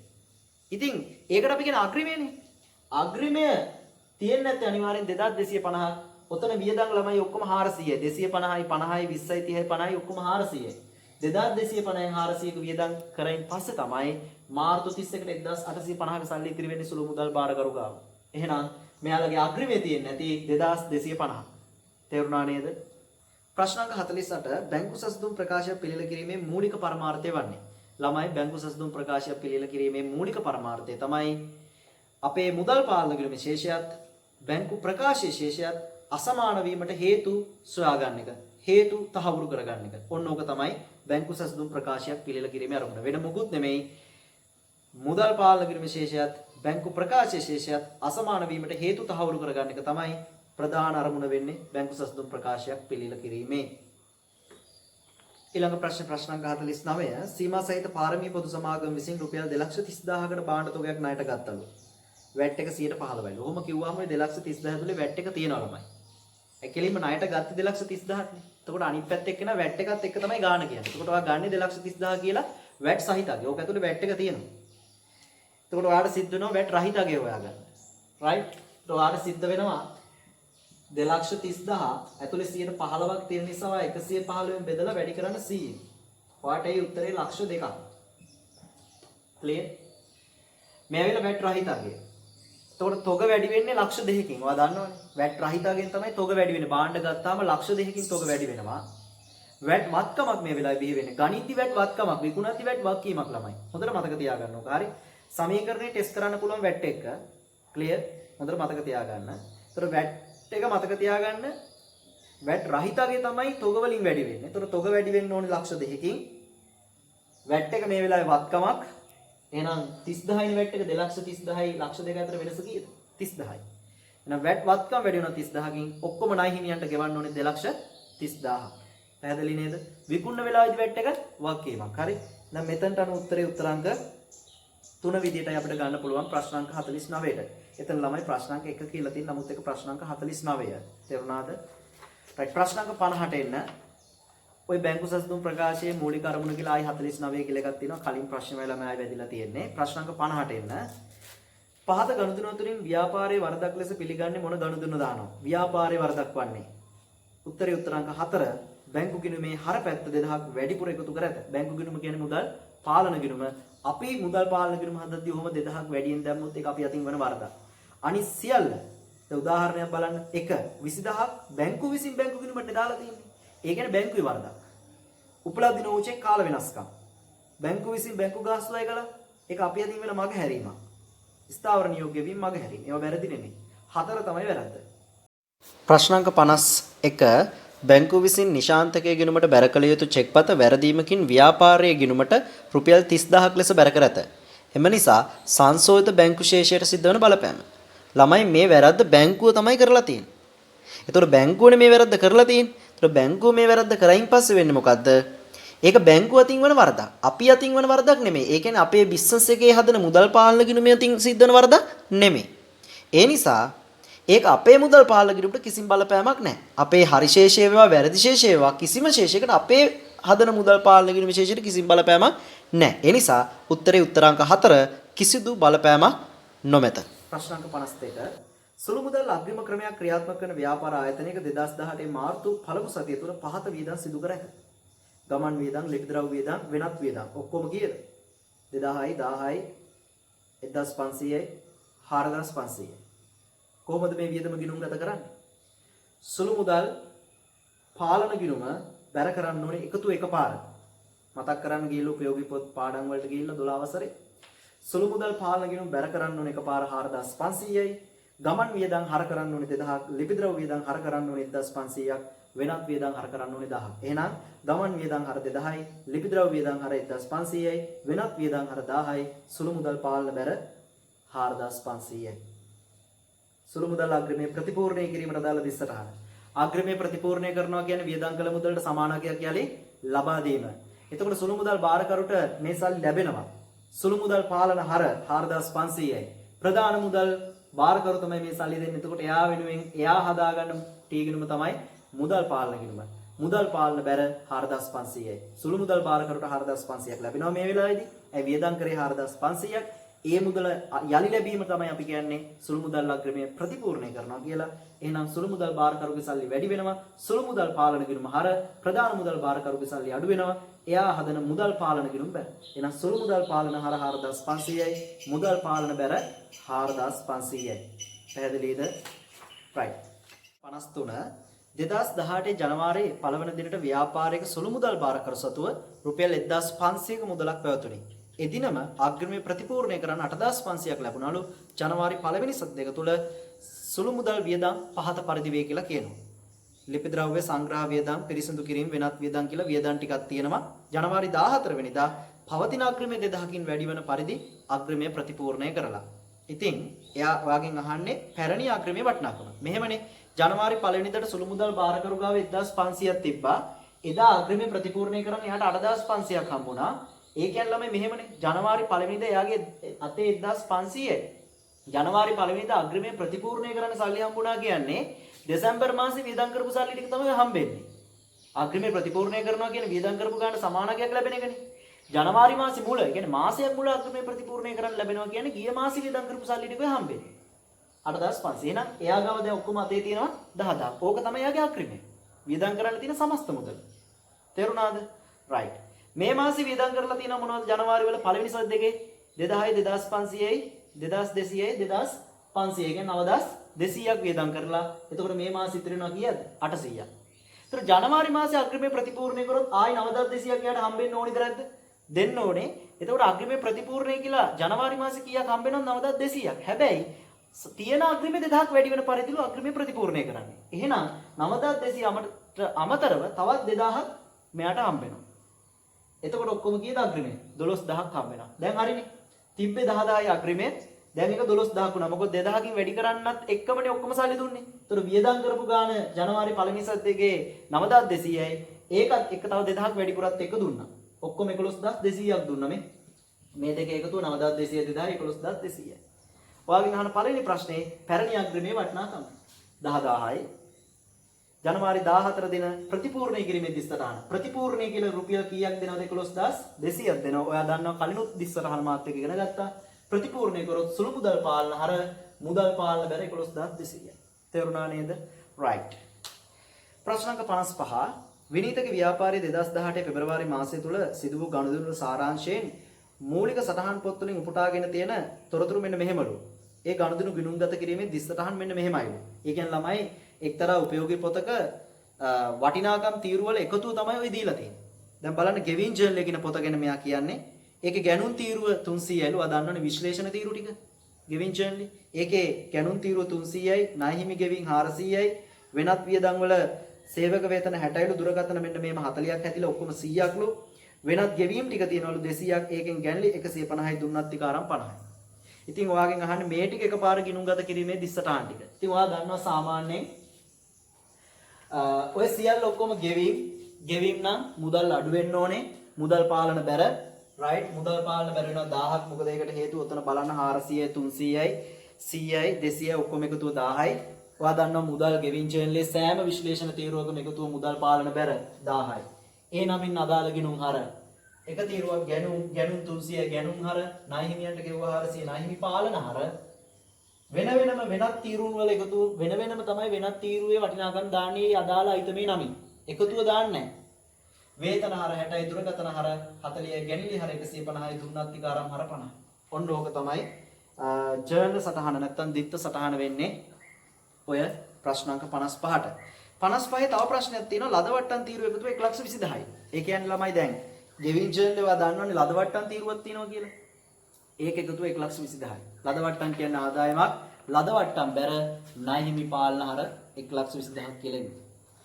ප්‍රශ්නාංක 56 පහත ගනුදෙනු අතරින් පොදු ජර්නලයේ වාර්තා කරන්නේ නැති ගනුදෙනු අහනවා. වැරදි වැරදි කිරීම ලියනවනේ. ආරම්භක සටහන් ලියනවනේ. මේවා දාන්න දේවල්. ගැලපුම් සටහන් ලියනවා. ස්ථාවරවත්කම හෝමාරු ලියනවා. දේපළ ප්‍රේතා උපකරණ අත්පිට මුදල් මිලදී ගැනීම මේක ලියන්නේ නැහැ. ඒව ලියන්නේ මුදල් ගෙවීම් ජර්නලයේ. ප්‍රශ්නාංක 57ට එන්න. සීමාසහිත කඩවර සමාගමේ කෙටුම්පත් ශුද්ධලාභය 200යි. එහෙත් මෙම සමාගමේ ශේෂ පිරික්සුණු තුලණය වුනේ නැති නිසා මෙන්න මෙහෙම දේවල් විමර්ශනය කරලා හොයාගත්තලු. ආන්නේ නිවැරදි ලාභය. රයිට් ඔයගේ වැරදි ලාභය කීයද? 200යි. රයිට් ලාභය නිවැරදි කරන්න ගන්නේ මොන වගේ වැරදිද? ආදායම් වියදම් ආශ්‍රිත වැරදි. පළවෙනි වැරද්ද බලන්න. වෙළඳ ණය හිමියන් ණය කළ රුපියල් 2000ක පමාපොලි. ඒක මොකද්ද? වියදම. මොකක්ද ඉස්සට අහන්න. ඕක පොඩ්ඩක් අහන්න පුළුවන්. පමාපොලි වියදම් හර ණය හිමි පාලන බැර. හොඳට මතක තියාගන්න. රයිට්. ඒතර මේක වියදමක් නම් එයා දාලා තියෙන්නේ මොකක් විදියටද? ආදායමක් විදියට බැර කරලා. වැඩේ වැරදිනේ. වියදමක් වෙන්න ඕන දෙයක් ආදායමක් විදියට දාලා. එතකොට නිවැරදි කරන්න ඒ වගේ ඩබල් අපි ගලපන්න ඕනේ. එහෙම මතක තියාගන්න ළමයි මට මෙතන තියෙන කාලය සීමිත නිසා ඒක වැඩිමට පැහැදිලි කරන්න බෑ. වියදමක් ආදායමක් විදියට දාලානේ තියෙන්නේ. එතකොට වාට ඩබල් ගලපන්න වෙනවා. වියදම් නිසා ලාභය මොකද වෙන්න ඕනේ කියන්නකෝ? අඩු වෙන්න ඕනේ. දැන් ආදායමක් විදියට දාලා තියෙන්නේ. එතකොට ලාභේ වැරදිලා එයාගේ ඉතින් වැඩි වෙනවා. නිවැරදි කරන්න ලාභේ අඩු කරන්න ඕනේ. ඒ නිසා ඒ වගේ මම ඩබල් අඩු කරා. පැහැදිලිද? මතක තියාගන්න වියදමක් ආදායමක් විදියට දාලා තිබ්බොත් ආදායමක් වියදමක් විදියට දාලා තිබ්බොත් ටී ගිණුමක හරට දාන්න ඕන දෙයක් එම ටී ගිණුම බැරට දාලා තිබ්බොත් එම ටී ගිණුම බැරට දාන්න ඕන දෙයක් එම ටී ගිණුම හරට දාලා තිබ්බොත් නිවැරදි කරන්න ඩබල් ගලපන්න ඕනේ කියන එක මතක තියාගන්න. රයිට්. එතකොට මම ඔන්න රුපියල් 4ක්ම අඩු කරා. ඊළඟට විකුණුම් ජර්නලයේ 20කින් අඩු වෙනවා. විකුණුම් ජර්නලයේ 20කින් අඩු වුණොත් ආදායම් 20කින් අඩු වෙනවනේ.